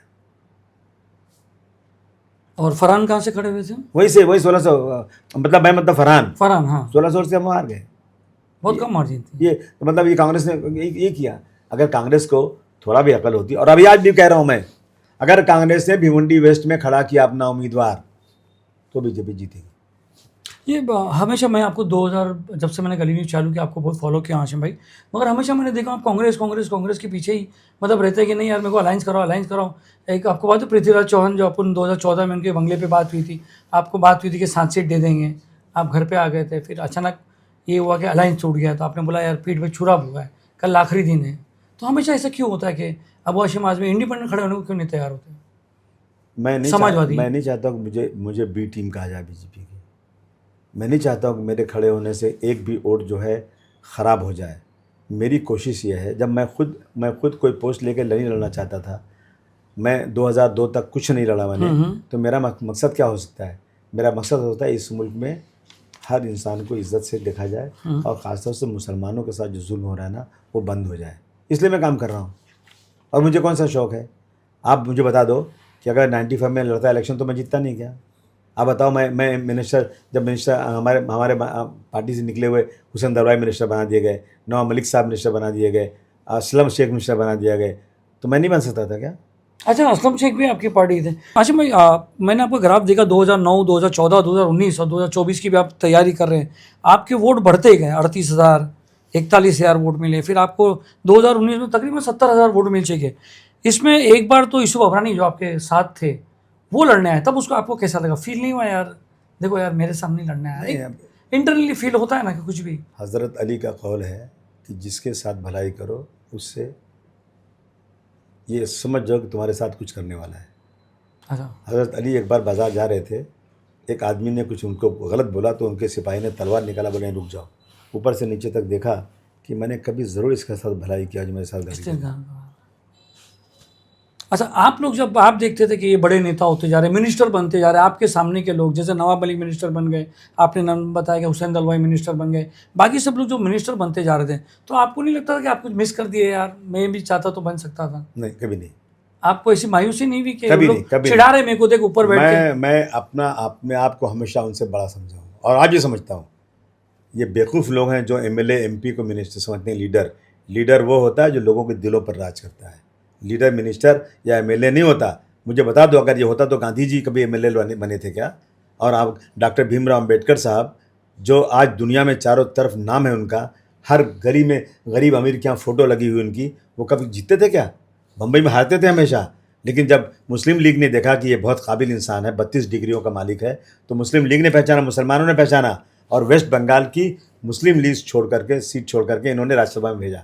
एक बार चुन के आए। डॉक्टर राम मनोहर लोहिया कितने बड़े इंसान हैं। और डॉक्टर राम मनोहर लोहिया जब गए पढ़ने इंग्लैंड, जब जर्मनी से पढ़ के आए, जर्मनी से पढ़े हुए थे, जब आए ना, जब मद्रास एयरपोर्ट पर उतरे तो जेब में 1 रुपया नहीं था उनके पास, 1 रुपया नहीं था। एक गए जर्नलिस्ट के पास कि भाई मैं एक एडिटोरियल लिख देता हूँ, कुछ पैसे दे दो मुझे। तो जब लिखना शुरू किया ना, तो उसने कहा यार ये आदमी है क्या यार, ये इतना फास्ट लिख रहा है एक इशू पे, तो बोला लगता है इसको याद करके आया है ये। बोले एक और इशू देता हूँ, लिखोगे? बोले हाँ लिखूंगा। उस पर भी लिखा। इतने काबिल इंसान थे वो। कितनी बार चुन के आए? एक बार चुन के आए थे, दोबारा लड़े वो, और बाई इलेक्शन फिर इंतकाल हो गया उनका। ये नेता थे, इसको बोलते हैं नेता। एक ज़रूरी नहीं एक ही नेता है इस देश में पैदा हुआ जिसका नाम मुलायम सिंह यादव, और जो गरीबों का, जिसको 1 लाख रुपया गिनते नहीं गिन सकते वो। और होटल में गए नेताजी, 5 स्टार होटल में, नल खोल रहे हैं तो बोले अबू आसिम ये 5 स्टार में भी क्या पानी नहीं आता क्या? मतलब इतने गरीब, इतने मतलब लोग किसान के बेटा, और इतने मशहूर जो भारतवर्ष में मतलब सबसे बड़ी पॉलिटिकल परिवार नेताजी का, डिफेंस मिनिस्टर बने, कितनी बार चीफ मिनिस्टर बने, 5 स्टार में नल खोलना नहीं उनको आता। कितने सिंपल आदमी होगा आप सोचिए। बाबरी मस्जिद में भी जब कार सेवक गए थे तो उन्होंने बहुत फायरिंग करवाई। सलूट करना चाहिए उनको, पूरी दुनिया को सलूट करना चाहिए कि इंसान हिंदू होते हुए अपनी मंदिर पे जिसमें पूजा करता है वो, अगर उसके वहाँ पर किसी एक जात के साथ नाइंसाफ़ी हो रही है, मेरी सरकार रहा चली जाए लेकिन मैं संविधान नहीं तोड़ने दूंगा। ये मुलायम सिंह गोलियां चलाई थी उन्होंने, बिल्कुल। और कहा गया कि ये जो गुलेचा इसको ना ये किसी मुसलमान का जना हुआ होगा, मुसलमान की औलाद होगा। इसका मौलाना मुलायम सिंह नाम पड़ गया। याद, मौलाना मुलायम सिंह नाम पड़ा। लोग जूता लेके ढूंढते थे उनके गले में जूता का हाथ पहनाने के लिए, लेकिन वो मर्द आहन कभी झुका नहीं। तो क्या वजह हो गई थी जब अखिलेश यादव और मुलायम सिंह के बीच में कुछ दरार आ गई, फिर आप जो है अखिलेश की तरफ आपका पल्ला ज़्यादा भारी पड़ा? नहीं देखिए, ऐसा है ना कि नेताजी जो उस वक्त जो है ना ठीक थे, लेकिन अमर सिंह जी उनको बहका रहे थे जी। अमर सिंह जी उनको गलत, तो आपके बहुत अच्छे थे वो भी। नेताजी जी अमर सिंह जी को बहुत ही मानते थे और वो मिस गाइड करते थे, समझा आपने। और ये इसकी वजह थी। अब जो अमर सिंह चाहते थे कि अब मुझे ये जगह मिल जाए, अखिलेश को ना मिलने पाए। नेताजी रिटायर हो रहे थे। अच्छा, देने को तैयार होता, तो नेताजी उसको दे रहे थे। इसलिए जो है ना, वो जाके बैठ कर क्या किया उन्होंने, या अमर सिंह ने, ये जो जी न्यूज़ के जो मालिक हैं ना, ये और दोनों लोग गए मुलायम सिंह के पास। मैं बोल रहा हूँ वो सुन भी रहे होंगे कि अभी अखिलेश को उत्तर प्रदेश की वो जो है उससे हटा दो, प्रेसिडेंटशिप से हटा दो। समझा आपने? अपने मुलायम सिंह जी ने हाँ, बोला। और मुलायम सिंह को मैं हटा दूंगा, तो बोले आज संडे है, कल मैं टाइप करा दूंगा। तो ये जाके टाइपराइटर लेके आ गए, अभी हटाओ। अमर सिंह। अमर सिंह तो जो चाय चाय लड़का ले जाता है ना, तो वो सुन रहा था बात सब। उसने अखिलेश को, भैया अरे देखो आपके बारे में ऐसा ऐसा बात कर रहे हैं। तो बोला अच्छा नेताजी आपको हटा रहे हैं, अच्छा। तब उसने देखा कि मामला ख़राब हो रहा है, तब अखिलेश आगे बढ़ा। बस तो अच्छा ही किया। तो आपको लगा नहीं आपके नेताजी की इतनी तारीफ करें उनको, उनका डिसीजन राइट हो सकता है? नहीं, जिससे हम अभी ऐसा है ना कि एक आदमी इसको मिसगाइड कर रहा है और कह रहा है कि भाई अखिलेश ऐसे अखिलेश ऐसे हैं, अखिलेश ऐसे हैं। तो उससे अब कुछ घरेलू बातें और जो मैं नहीं बोल सकता आपको। सही। हाँ आशिम, मैं तुम्हारा ग्राफ देख रहा हूँ, बढ़ते जा रहा है, वोटर्स आपके बढ़ते जा रहे थे 2009, 2014, 2019 में। अभी भी जो है आपको, जो आपने शिवसेना को सपोर्ट किया था एमपी में, बहुत ज़ोरों शोर से आपने हर जगह सपोर्ट किया था, भिवंडी में और मानकोड़ में जो संजय दीना पाटिल जीत के आए हुए। तो क्या वजह है कि 15 साल रहने के बाद भी मानकोड़ शिवाजी नगर डेवलप नहीं हो रहा है? नहीं, क्या डेवलपमेंट हुआ? क्या नहीं, आप मुझे बताओ डेवलपमेंट का मतलब क्या चाहते हैं आप? मैं बताता हूँ। जैसे एक बहुत आजकल जो आवाज़ें उठ रही है कि वहाँ पर बहुत गरीबी वाला इलाका है, बहुत गरीबी है, ना रोड्स बराबर है, इलीगल कंस्ट्रक्शन है, ड्रग्स की तकलीफ है, एजुकेशन एक चीज़ बोलता हूँ मैं, एक चीज़ रोड नहीं है। 1 से लेके 15 नंबर तक कभी भी वहाँ पे रिक्शा जाता नहीं था। मस्जिदों के बाहर इतना रहता था, पानी गंदगी बहती थी। जैसे मैं चुन गया 1 से लेकर 15 नंबर तक सारे रोड पक्के बन गए। सुन गया आपने? स्कूल की हालत यह थी कि बैठी चाली में स्कूल था। सारे स्कूल 25 करोड़ से 50 करोड़ रुपए लग के सब स्कूल बन गए। 2 स्कूल बाकी हैं। एक स्कूल ऐसा बन रहा है वहाँ पर जो मुंबई में सबसे ज़्यादा बड़ा स्कूल है, जो आज इंटरनेशनल स्कूल है, उसके रैंक का, जिसमें कैंटीन भी होगी, उसके अंदर बच्चों को खेलने का भी होगा, टेबल टेनिस खेलने का भी होगा, उसके अंदर रेस्ट रूम भी होगा, उसके अंदर एक बड़ा स्टेडियम बनाया जाएगा, सब बन रहा है। और 2 स्कूल मेरे एरिए में CBSE हो गए, म्यूनिसिपलिटी के स्कूल। और क्या करूँ मैं? और आप क्या कह रहे हैं? ड्रग्स की बात करते ड्रग्स। हैं, बहुत ज़्यादा एक MLA ड्रग कैसे ख़त्म कर सकता है, अगर मुझे बता देंगे ना तो मैं आपका ज़िंदगी भर एहसान मानूंगा। एक MLA को ड्रग ख़त्म करने के लिए क्या करना चाहिए मुझे बताओ आप। अभी जनता के सामने आप मुझे बोलो जी। क्या करना चाहिए? वहाँ पर एरिया का डेवलपमेंट होना चाहिए, लोगों को रोजगार मिलना चाहिए। अरे नहीं, पहले हाँ, ड्रग्स की बात करो, लोग इसमें क्यों जाते नहीं, हैं? रोजगार MLA अभी मैं आपको बताऊं नहीं, कि- एक मिनट, रोजगार MLA कैसे देगा?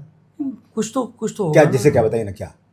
आशिमा, आप 6 टाइम नहीं, आप मुझे समझाओ ना, 4 टाइम मुझे आप समझाओ ना। बताइए। MLA रोजगार, जब सरकार, जब आज जो है 45 सालों में भारतवर्ष में BJP की सरकार में सबसे कम रोजगार है। MLA क्या, आप किसी फैक्ट्री में चिट्ठी देगा तो उसको नौकरी भी दे देंगे क्या? मैं वहाँ पर रोजगार मेला लगाता हूँ, लोगों को बुलाता हूँ, वैकेंसी मंगाता हूँ, उनको देता हूँ। मैंने रोजगार के लिए वहाँ पे एक बहुत बड़ा, आप देखेंगे ना, गवर्नमेंट भी शायद नहीं बना सकती, इतना बड़ा मैंने वहाँ पे स्किल सेंटर बनाया है, मॉडर्न टाइप का स्किल सेंटर कि, और जिसमें मैं इंजीनियर को बहुत तनख्वाह देता हूँ। हर तरह का फन, इलेक्ट्रिशियन से लेके, मोबाइल से लेके, एयर कंडीशन से लेके, मेसन, प्लास्टर, हर काम आओ सीखो, फ्री 1 रुपया मत दो, उसके बाद जॉब भी लगाएंगे और आपको बाहर भी होगा तक भिजवा देंगे। इसके अलावा क्या करना? समझा आपने?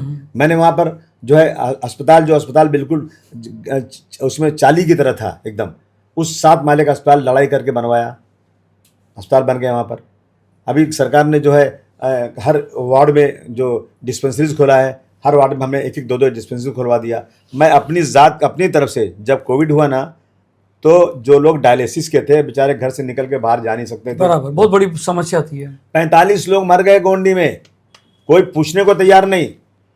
मैं गया अजीत पवार साहब के पास कि साहब मेरे फंड से 50 लाख रुपया मुझे अलाउ कर दो डायलिसिस मशीन लेने के लिए। उन्होंने कहा अलाउ कर दिया। सेक्रेटरी ने बोला कोई क्लास ही नहीं, हम कर ही नहीं सकते, उनके बोलने से क्या होता है, ये तो कैबिनेट ने पास करना पड़ेगा। मैंने 1.25 करोड़ से 1.5 करोड़ रुपया अपना लगा करके 10 मशीन लगाया, आज 40 लोगों की फ्री में डायलिसिस करता हूँ। मैंने अस्पताल बनाया, वहाँ पर बेड लगा दिया, किसी को भी थोड़ा ग्लूकोज चढ़ाना, थोड़ा बीमारी है तो 50 रुपये 100 रुपये में कर दो, नो प्रॉफिट नो लॉस। मैंने वहाँ 2 अस्पताल खोले हैं जिसमें रोज़ाना 1000 लोगों को 10 रुपये में दवा मिलती है 2 अस्पतालों में। मैंने वहाँ बच्चियों को सिलाई मशीन का, कंप्यूटर का, और जो इंजेक्शन लगाने का कंप्यूटर का काम, इस तरह के अनगिनत काम मैंने शुरू किया वहाँ पे। और मैं क्या करूँ कि ये लोगों को रोजगार मिल जाए, मुझे बता दो। कुछ लोग आपकी मुखालिफत कर रहे थे, ये बता रहे थे कि भाई नहीं, आप मुझ पे नहीं जी, हुई कि जी, नहीं हुई? मैं अच्छा, आपने बता अब नशा आ जाओ, नशे पे आ जाओ। हम्म। मैं आपको वीडियो दिखाता हूँ अभी, वीडियो चला दो आप इधर। 50 बार मैंने बोला है असेंबली में कि साहब आप नशा बहुत बढ़ रहा है, आप उसको रोको। नशा, अगर आप मीडिया वाले हैं, क्या नशा मलाड से, मदनपुरा से, मालेगांव से, पंजाब से, हिंदुस्तान में और जगहों से क्या ज़्यादा नशा यहाँ पे है? हर जगह नशा है। आप उसको बदनाम कर रहे हैं जो लोग। क्या आप चाहते हैं कि गोंडी की लड़कियों को शादी ब्याह कहीं बाहर ना होने पाए? क्या आप चाहते हैं गोंडी में कोई बाहर की लड़कियां शादी करके ना आने पाए? इस तरह की फालतू बातें करके बदनाम कर रहे हैं। यानी गोंडी का नाम बदनाम हो जाएगी तो औरतें की बच्चियों की शादी कैसे 100% लोग कहेंगे यहाँ पे सब नशे वाले रहते हैं, है नशे वाले, और मुसलमानों के साथ नाइंसाफ़ी हो रही है। क्राइम भी बहुत मैं चिल्ला चिल्ला कर थक चुका हूँ कि साहब यहाँ एक कॉलेज खोल दो। मत आप खोलो, पहले मैं खोलूँगा, मुझे ज़मीन दे दो। ज़मीन वहाँ सब म्यूनसिपलिटी की है, लीज पे दे दो। कलेक्टर की ज़मीन है, सरकार देंगे नहीं। करूँ क्या मैं, कैसे खोल दूँ? मैं मेरी तरफ से 4 स्कूल चलाता हूँ, टॉप के स्कूल चलाता हूँ, 1 रुपया लेता नहीं हूँ, हर महीने में कई लाख रुपया देता हूँ भाई, जो गरीब बच्चों को पढ़ाओ। इसके अलावा और क्या कर सकता हूँ? तो ये कौन लोग हैं जो आवाज़ उठा रहे हैं ये कर ये वो लोग इलेक्शन लड़ना चाहते हैं। उनको लगता है कि जब से अबू आसिम आए हैं ना, पूरा इलाका समाजवादी हो गया है।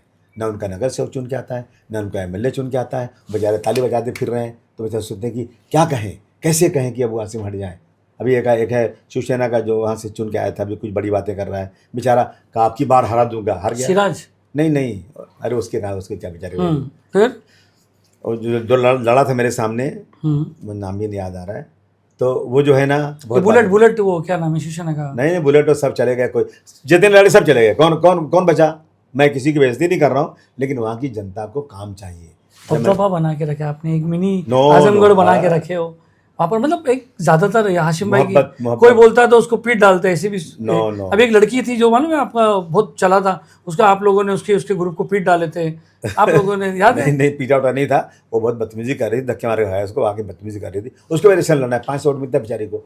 जितने इलेक्शन लड़ते हैं ना, वो चांद में भी दाग निकालने की कोशिश करेंगे, उसमें मुझे कोई शिकायत नहीं है। पोल्यूशन बहुत है, वो आप वो फैक्ट्री नहीं हटा पा रहे आप। अच्छा, उसके लिए क्या करना चाहिए मुझे बता ना। मैंने उसके लिए आज एजुटेशन किया, मेरे लोग जेल गए, 8-15 दिन जेल में रहे। मिनिस्टर को बोला, मिनिस्टर साहब वहाँ आए, उन्होंने कहा अबू आसिम बिल्कुल सही बात है, बहुत पोल्यूशन हो रहा है, आज से मैं फैक्ट्री बंद करता हूँ। मैंने ताली बजाया, मैंने मिठाई बांट दिया, तीसरे दिन भी चालू हो गई। मैंने कहा क्या बोले साहब, स्टे मिल गया इनको। कैसे मिल गया? मेरे आदमी ने, मेरा जो मैनेजर है वो मिल के स्टे दिला दिया। बहुत दोगला, मैं उसको ठीक करूँगा, मतलब मैं ही ठीक करता हूँ साले को। कौन था वो? वहाँ पे जो ऑफिसर था उसका। तो उसके बाद क्या हो गया कि वो मेरे लोग गए, लड़के ने गुस्से में स्याही फेंक दिए, जेल चले गए, मुकदमा आज भी चल रहा है। और उसके बाद आदित्य ठाकरे जी मिनिस्टर बने, मैंने बहुत हंगामा किया, नहीं सुन रहे थे।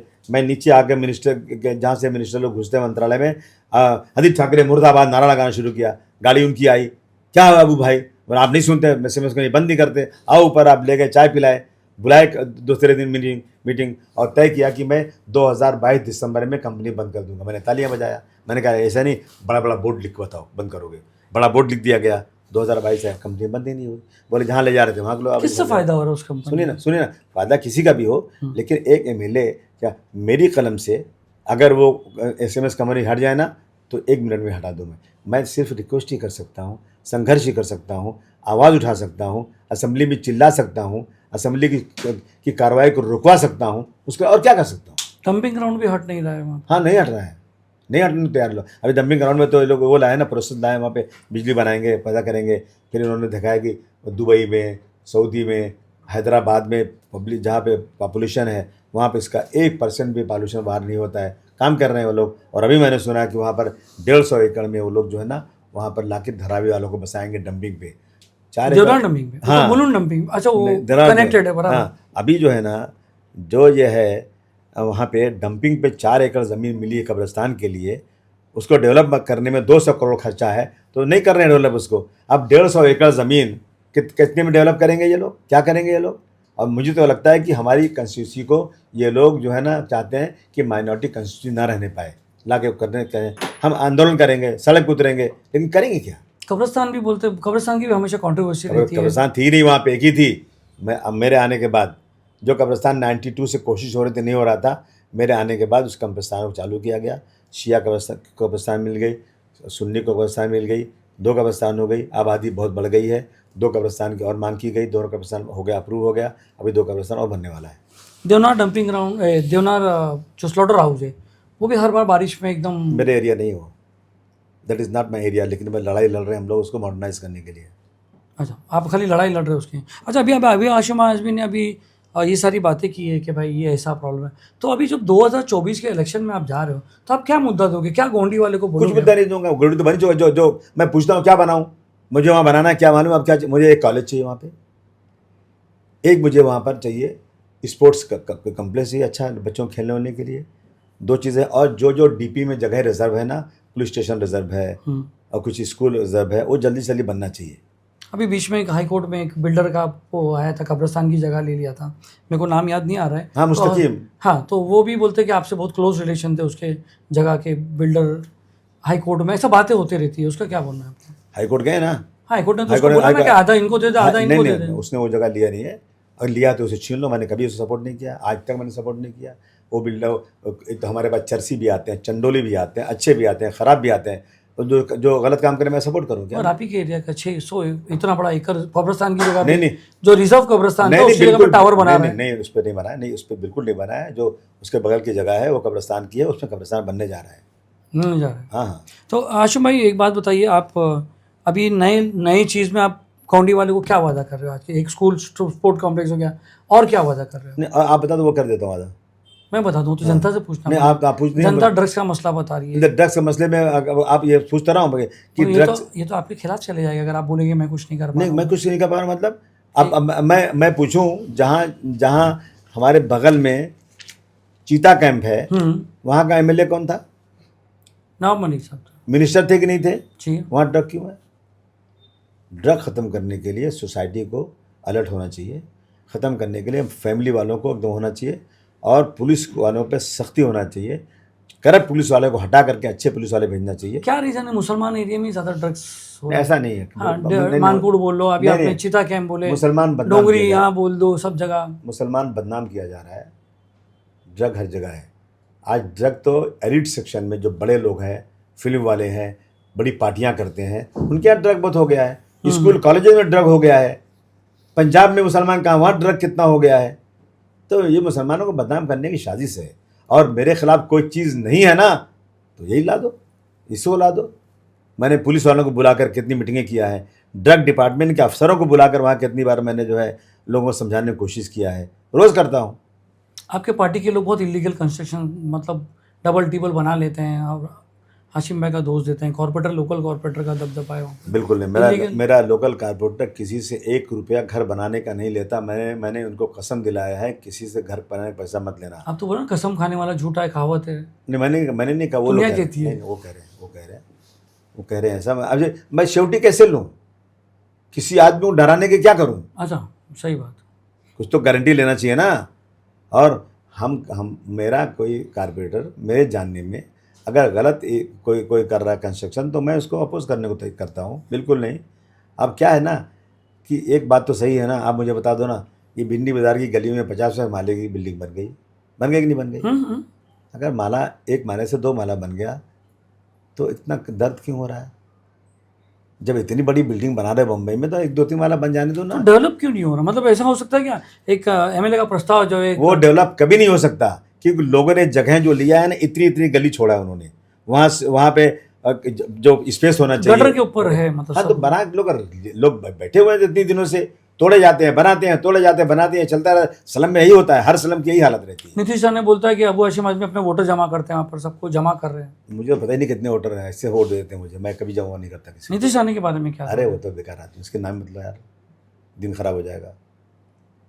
आपसे बदतमीजी भी किया था, आप असेंबली से बाहर निकले थे। आप क्या कर सकते हैं? जो जितना हमको करना था करें, हमारे तो नहीं कर सकते, लेकिन इनके पास सिक्योरिटी है, इनका पुलिस है, इनके पास ताकत है, इनकी तादाद ज़्यादा है। ये आके हमारे एरिया में कहते हैं कि मराठी औरतों से कहते हैं कि लिपस्टिक लगाना छोड़ो, हाथ में तलवार उठाओ। हमने जाके पूरी वीडियो दिखाया, पुलिस वालों को गाली दिया, इन्होंने दिखाया, तो हमारे होम मिनिस्टर साहब कहते हैं हम समझाएंगे इसको, हम समझाएंगे इसको। इतने सारे केस हो रहे हैं और नहीं लेते। जब सुप्रीम कोर्ट ने कहा हेट स्पीच पे 100 मोटो केस लो, कहाँ ले रहे हैं? लेते नहीं। इसके ऊपर तो केस भी हो गया, 13 केसेस। ये केसेस कुछ मतलब भी कुछ नहीं होता है, फिर भी अरेस्ट? नो, इन केसेस से कुछ नहीं होता है। केसेस लेना चाहिए UAPA का, जिससे पूरा फसाद बढ़ रहा है। उस आदमी से ये रोज़ाना फसाद हो रहा है, इसी वजह से हुजूर सल्लल्लाहु अलैहि वसल्लम के खिलाफ आपने तो बोल दिया आपने। अगर हम ताकत हमारे बदन में खून है तो हमको तो उसका एहतजाज करनी चाहिए। समाजवादी ने आंदोलन क्यों नहीं किया इस बारे में? थक गए कर करके, और आंदोलन करने के बाद क्या होता है पता है? 153A मतलब नथिंग, कुछ नहीं, बेकार। हमारी मांग है, समाजवादी पार्टी शुरू से एक ही मांग कर रही है कि ऐसे लोग जो किसी मजहब के खिलाफ बोलते हैं उनको UAPA से कम नहीं, उनको UAPA का ही केस होना चाहिए। चलो हाशिम भाई, ये तो बात पॉलिटिक्स की चलते रहेगी। अभी बात करते हैं आपकी पर्सनल लाइफ की, भाभी की बात करते हैं। हाँ हाँ। अरेंज मैरिज था या लव मैरिज था? नहीं, हम तो लोग मुस्कुरा के बोले, भाभी का नाम आ रहा है भाई। सुनो जाहिदा आजमी। सुनो, मेरी बीवी आजमगढ़ की नहीं है। मेरी बीवी का जो है, ये लोग वहाँ के रहने वाले हैं, सिद्धार्थ नगर यूपी में ही ना? हाँ, सिद्धार्थ नगर में के रहने वाले हैं। इनके वालिद जो थे बिजनेसमैन थे, और हमारे अब्बा के एक दोस्त थे जिनका काम था मझगांव में, उनका काम था कुछ अपना कबाड़ बनाते थे। तो उन्होंने कहा कि अब्बा से मेरे कहा शायद कि कोई ऐसी हमारे दोस्त की लड़की है, हमारी कोई जान पहचान नहीं, कोई लेना देना नहीं, कभी मुलाकात नहीं, ज़िंदगी में कभी नहीं है, जानते भी नहीं उन लोगों को। हमारे अब्बा ने कहा कि हम तो ऐसा है ना कि मेरे भाई लंदन में पढ़ते थे, डॉक्टर थे, उनकी शादी करना था। तो अब्बा ने पूछा, बोले आप बात कहीं तय कर दीजिए आप। मेरे वालिद ने शादी तय किया और भैया वहाँ से आए और उन्होंने देखा भी नहीं कभी, शादी कर लिया। ये होता है हम लोग के यहाँ। मैं आपकी बात कर रहा हूँ। हाँ, मैं मेरी और मेरे घर की मैं बात कर रहा हूँ। आप भाभी से कब पहली बार मिले? मतलब अरेंज मैरिज? नहीं, कभी नहीं। जब शादी वादी में देख लिया हो? कभी नहीं, कसम खुदा की नहीं था। अब कसम खा बोले झूठ बोलते आप। सुनो क्या हुआ ना, कभी नहीं देखा था। जब शादी होती उसके 3 दिन पहले मैं और मेरे भाई जो लंदन के हैं उनको बुलाया गया चाय पीने पे। कहाँ पर? मझगांव पे? नहीं, उनके घर में। हाँ। तो पहली बार मेरी वाइफ आई और मेरी नज़र भी ऊपर नहीं उठी देखने के लिए, शर्म आती कि हम लोग इस तरह करें, और शादी हो गई। कभी नहीं, नेवर। और हमारी शादी हुई अरेंज मैरिज, और हम बहुत खुश हैं। मेरी बीवी मुझसे ज़्यादा मजहबी है। ये तो आप नहीं बोल सकते ना, खुश भाभी बोलेगी ना, वो तो आपका, आप तो बोलेंगे खुश वो तो मेरे ज़्यादा खुश है। वो तो वही बोलेंगे ना हम बोलेंगे पूछोगे तो बोलेंगे ना। हाँ, उनसे बात करेंगे कि, और जल्दी ख़त्म करेंगे आशिफ भाई थोड़ा सा। फिर शादी के बाद बच्चे लोग में आपके 3 बेटियां हैं? नहीं, 5 हैं। 5 बेटियां माशाल्लाह, और सब अलग अलग, मतलब हर फील्ड में। आपके बहनों, आपके दामाद लोग भी जो बड़े रसूख वाले हैं यहाँ पर हर जगह पे, कोई दिल्ली दरबार वाला है, कोई इधर है, कोई ये है, चल रहा है। तो 5 बेटियों में नाम बोल लीजिए आप 5 बेटियों का। बड़ी, सबसे पहले का नाम, बड़ी का नाम शहवार है, दुर्र शहवार। दूसरे का नाम है फरजीन। तीसरी का नाम है बुशरा। चौथी का नाम है रुशदा। 5वीं का नाम है शहमा। अब ये बताइए, 5 में सब में ज़्यादा सब में ज़्यादा आपको कौन चाहती है 5 में से? सब चाहती हैं। अभी क्या हो गया मालूम है आपको? मैं आ रहा था ना अखिलेश जी की मीटिंग करा के, ये अभी जो परसों आए थे 2 दिन मेरी पहले। डिफेंडर का एक्सीडेंट हो गया। अच्छा। हालांकि उसमें हम लोग थे नहीं, ब्रेक फेल हो गया था, तो ड्राइवर को बोला बहुत साइड से लेके आओ, लेकिन उसने लगा कि एक्सीडेंट हो जाएगा, तो उसने जो फुटपाथ पे चला दिया, गाड़ी ठुक गई। अब बात वायरल हो गई। अब लड़कियां रो रही, अबू क्या हुआ? अरे भाई कुछ नहीं, मैं नहीं था गाड़ी में। नहीं, आप झूठ बोल रहे हैं, आप झूठ बोल रहे हैं, रो रहे। मतलब बहुत लगाव है। और सुनिए ना, मैं तो कहता हूँ कि लड़कियाँ जितनी ज़्यादा उतना अच्छा है। आज अबू हाशिम आज़मी किससे ज़्यादा प्यार? एक तो रहता है कि थोड़ा सा 1% एक से तो रहता है, ज़्यादा लगाव हो जाता है। बिल्कुल नहीं। मैं अगर मेरी लड़की शादी कहीं भी हो जाए, कितनी बड़े बड़े घर में हो जाए, लेकिन अगर मैं इस काबिल हूँ तो मैं अपने मरते वक्त उनको शेयर नहीं दूंगा। मैं अभी उनको सबको हर महीने पैसा देना चाहता हूँ कि लो तुम लोग 1 पैसा बचाना मत, अच्छा काम करो। मुझे खुशी है कि बच्चियाँ मेरी बहुत रिलीजियस हैं, गरीबों को, मस्जिदों को, यहाँ वहाँ देना। अभी मेरी बच्ची क्या करती है मालूम है आपको? साल में 1 बार खुद खाना पकाती है, और जो काम करते हैं घर में उनको खाना खिलाती हैं। पूरे स्टाफ को आप लोग पार्टी देते हो एक साथ? हाँ, एक साथ देते हैं। जो आपके काम करते हैं, ड्राइवर से लेके ये। अरे मेरे घर में अपने वहाँ पर कवर किए थे, याद है आपको? हाँ, बराबर। हाँ, मेरे घर में झाड़ू लगाने वाली आती है ना, उसको भी मराठी औरत है मेरी बीवी, उसको अपने साथ गाड़ी में लेके जाती है, साथ में खाना खिलाती है। पता है मेरे को, ये तो बाद में आपके यहाँ पर पूरे स्टाफ लोग को, फरहान भी आते हैं उसमें, पूरे स्टाफ लोग को खिलाया जाता है इसमें। अच्छा, अभी आप अबू हाशिम आज़मी आज 70 की उम्र में भी थोड़े से ज़रा स्मार्ट दिखते हैं, गोरे चिट्टे हैं। तो कॉलेज के दौर में कुछ ऐसा एक फर्स्ट क्रश कुछ ऐसा? ये सब बात क्या पूछते हो तुम यार? भाई नहीं पूछ रहा हूँ, कोई ऐसी एक अच्छी जहनियत वाली लड़की, या आपका कोएड था? हाँ, अलीगढ़ में था। हाँ, तो कुछ था, कोई तो एक दोस्त, अच्छी दोस्ती साथी। जिंदगी में कभी भी गलत नहीं सोचा कि किसी से हलो किसी को पसंद करना गलत हो गया? नहीं नहीं, हाँ 100% गलत है। किसी औरत को पसंद का, इसलिए तो कहा गया कि बुर्के में लड़कियों को रखा जी जाए। जी जी। हम इस तरह का तो पसंद भाभी के लिए नहीं बोलना चाह रहे हो कि बच्चियां बड़ी हो गई उनकी शादी इसलिए नहीं बोलना चाह रहे हो, या कुछ ऐसी बातें तो नहीं अब तुम पता? कुछ भी सोच लो, ऐसा बिल्कुल नहीं। अगर ऐसा होता ना तो फरहान ने खुद शादी किया है। हाँ, वो तो लव मैरिज थी, वही क्या फादर का जीन है ना, तो सुनो वही ना, पूछ रहा हूँ। नहीं नहीं, फिर मेरे एक भाई और ने, मेरे भाई ने खुद से शादी किया है, तो मैं भी कर सकता था, मैं भी कहता मुझे पसंद है, लेकिन नहीं। बट वो आप शादी में थोड़ा आपका ऑब्जेक्शन था, ऐसी बातें चल रही थी कि अबू हाशिम आज़मी फरहान की शादी से खुश नहीं देखो है। ऐसा ना, खुश बात नहीं थी। हम देखो, हम लोग गांव के लोग हैं, मजहबी लोग हैं, गांव से निकल के आए हैं, पर्दे वाले हैं। हम गरीबी जानते हैं, अमीरी जानते हैं, सब कुछ अच्छा है। अगर एक कल्चर होता है, नमाज है, रोज़ा है, शब बारात आई, ईद आई, बकरीद आई, दूसरे मज़हब की लड़की आएगी तो वो सब चीज़ें नहीं जानती, कल्चर बदल जाता है, इसलिए और कोई बात थोड़ी है। तो वो तो बाद में यहाँ पर आके रहे भी थे ना, कोलाबा में कई साल आए थे। कौन? आपकी बहू आयशा तकिया जो बॉलीवुड एक्ट्रेस शादी के बाद ना? हाँ तो अभी रही मेरे साथ। है ना, अभी वहाँ पे भी रहते ना अंधेरी में? नहीं नहीं, मेरे वो कहा, मेरे साथ वहीं ही यहीं रहती है। कोलाबा में रहते हैं? मेरे घर पे रहती है वो। अच्छा, कैसा व्यवहार है उनका? नहीं, बहुत अच्छा है, बहुत अच्छा है। अच्छा, फरहान आपके मतलब आपके और फरहान के भी ख्यालात पॉलिटिक्स में नहीं मिलते, मतलब फरहान एक अलग किस्म का, हाँ, बिल्कुल अलग सर। सोच का है, यस, और आप यस, यस। इसका आपको दुख होता है कि यार मेरा बेटा मेरी विरासत नहीं संभाल रहा है, मेरी कुर्सी नहीं संभाल रहा है? असल में क्या है ना कि मैं जो है ज़मीन से, किसान के बेटा, खेती करके निकला हूँ, और वो एक अमीर बाप का बेटा है, वही फ़र्क है। वह कितना भी हो, जब आप तकलीफ में होते हो तो फरहान यहाँ पे रोड पे हाँ तो सही बात है ना। जो लोड में मजमा लेके कार में से निकल के आवाज दे रहा था, ये मुर्दाबाद वो मुर्दाबाद, हाँ, जब आपको आगे जेल में लेके हाँ जा तो रहे बोलता थे, रहा हूँ मैं, सही तो है रही है। कहीं ना कहीं खड़ा हो जाता है फरहान। अभी तुम ही कह रहे हो कि उसका जो पॉलिटिकल थोड़ा ख्याल ऐसा है। वो थोड़ा सा मोहब्बत अलग तो है। माइंड का है। बाप बेटे की डिफरेंस ऑफ माई ओपिनियन क्या है? बाप बेटी की मोहब्बत तो रहती है, वो तो है, वो तो है, हमने देखा, बहुत बार देखा। लेकिन अभी उसका पॉलिटिक्स में कुछ अलग ख्याल रहता है उसका। यंग माइंड आदमी, यंग माइंड है, आपने उसको वो भी बनाया था, यूथ का प्रेसिडेंट भी हाँ, बनाया हाँ, था, हाँ। मगर वो इतना इंटरेस्ट नहीं दिखाते हैं। नहीं तो इसीलिए तो मैं हटा दिया ना उसको। वो खुद भी नहीं चाहते थे कि मैं जो मेरे सामने लड़ने आ रहे हैं, नाम क्या लूँ मैं उनको, वो तो अपनी बहन को भी, अपने भाई को नवाब भी, मलिक। अपनी बेटी को नाम क्यों भी, नहीं लेते? सबको लाना चाहते हैं पॉलिटिक्स में। मैं तो नहीं ला रहा हूँ किसी को, तो भाई अपना बिजनेस करो, कमाओ। वो एक बहुत बॉलीवुड में बहुत बातें चली जब अबू हाशिम आज़मी ने रेप करने वालों पे कमेंट किया था कि रेप करने वाले को जो दूसरी शादी करता है या शादी से पहले रिलेशन होता है, तो उसके ऊपर भी आपका और आपकी बहू का कुछ अलग अलग स्टेटमेंट आया नहीं, था। नहीं, देखो मेरा उन्होंने डिस्टेंस कर लिया था वो आपको। कुछ भी हो, लेकिन मेरा स्टेटमेंट क्या स्टेटमेंट क्या था? मेरा स्टेटमेंट ये है कि अगर चाहे कोई लड़का लड़की लिविंग रिलेशन में रहते हैं और कहीं रेप की बात आती है, तो लड़का लड़की दोनों को सज़ा होती है। जबरन किसी ने रेप कर दिया, rape that is not rape. Rape मतलब ज़बरदस्ती किसी का रेप करना, तो लड़की का कोई कसूर नहीं है, लड़के का कसूर है। लेकिन अगर एक लड़की राज़ी होकर के भी किसी आदमी के साथ हम बिस्तरी करे, ऐसा काम करे, तो इस्लामिक में, कुरान में, कि दोनों को सज़ा होना चाहिए। अब उसका अलग मतलब कोई निकाल ले। और मेरा कहना है कि हमें इस्लाम में हाथ भी छुपाना है, मुंह भी छुपाना है। अब इसको दकियानूसी बोले, आप जो चाहे बोल लें आप, लेकिन आज रेप जो बढ़ रहा है, आप मर्डर जो बढ़ रहे हैं, बदतमीजियाँ जो बढ़ रही हैं, वो इन सब चीज़ों की वजह से बढ़ रही हैं। उसमें बहुत नाइतफाकी हो गई थी, आपकी अलग अलग स्टेटमेंट। अरे मेरे केस भी चल रहा है। फरहान जो है उनसे आपसे नाइतफाकी हो गई थी। और ठीक है भैया, जो भी होना दो, लेकिन सांच को आँच क्या। बराबर। चलो आप बढ़ते हैं आपके पोते पे। कैसा है वो? अरे बहुत प्यारा है, मिखाइल। मेरा प्यारा है, बहुत प्यारा। मैं उसको बहुत चाहता हूँ, वो मुझे बहुत चाहता है। तो वो फरहान की जो, आपको क्या लगता है आपकी लेगेसी संभालेगा मिखाइल कि फरहान पे जाएगा? 100% संभालेगा। आपकी संभालेगा, फरहान की नहीं, संभालेगा? मेरी संभालेगा। क्योंकि आपका लड़का बिजनेस टाइकून है, मेरी संभालेगा। फरहान सुन रहे हैं। सुनेगा क्या है, मैं मुझे इतना पक्का है कि मिकाइल को मैं जो कहूँगा वो करेगा। आयशा मैडम भी सुन रही है कि भाई इसको पॉलिटिक्स दोनों को सुनने दो, लेकिन मैं समझता हूँ कि मिकाइल इज बेस्ट, मतलब ग्रैंडसन, और बहुत ही लायल लड़का है, जो कहो करता है, बहुत सबसे मिलजुल कर रहता है।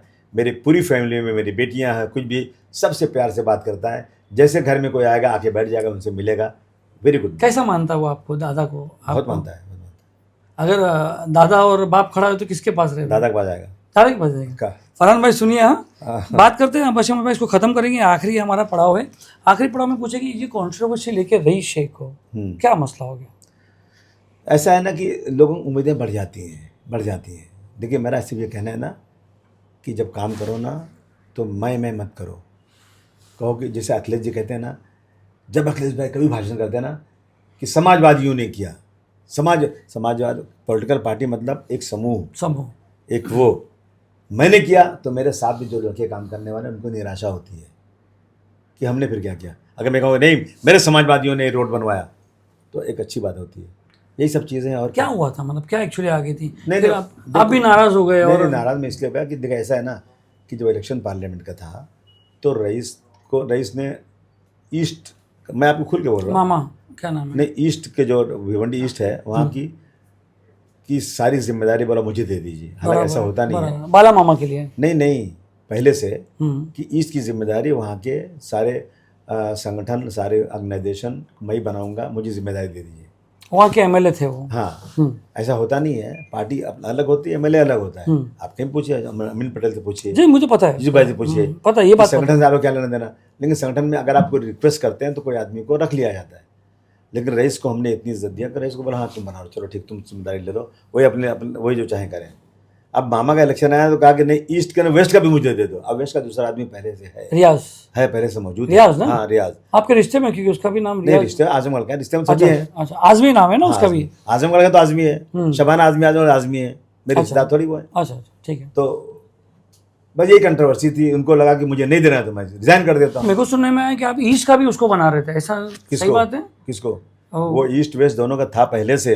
रईस ने बोला तो मैंने इसको ईस्ट से हटा के वेस्ट भेज दिया। अच्छा, रईस के कहने पे आपने उसको वेस्ट भेज दिया और उसकी जगह पे रईस को रखे कि आप ये इसका सामान। हाँ, और रईस बोल रहे थे मुझे वहाँ का भी चाहिए। वहाँ का भी चाहिए। तो आपने फिर उसको प्रमोट करना चालू कर दिया गुस्से में? किसको? वो रियाज को? नहीं तो वेस्ट में किसको प्रमोट करूँ? अच्छा बराबर, एक सीट है तो वेस्ट में जब उसने जिम्मेदारी लिया है तो रईस को ईस्ट में लड़ना है तो रईस को वेस्ट में प्रमोट करूँ क्या? प्रमोट तो उसको रईस को ईस्ट में करूँगा ना। कुछ बातें बहुत सामने आई, जैसे रईस ने रिज़ाइन दिया, बातें ऐसी है कि अबू हाशिम आज़मी सुनते नहीं है मेरी, क्योंकि वो एक लोकप्रिय नेता बनते जा रहे थे भाई कल्ला से, भिवंडी से। तो अबू हाशिम आज़मी को इनसिक्योरिटी, लोगों आपस के लोग उनको बोल रहे कि भाई ये बहुत आगे बढ़ रहा है, ये बहुत आगे बोल रहा है। कहीं ऐसा आपको लगा कि वाकई में जो लोग कह रहे हैं? अगर आपको ऐसा लगता है, मेरे को नहीं, मैं लोग बोल रहे हैं। अगर लोगों को मैं कहना चाहता हूँ, अगर आगे नहीं बढ़ा रहा होता तो मैं इलेक्शन नहीं लड़ लेता।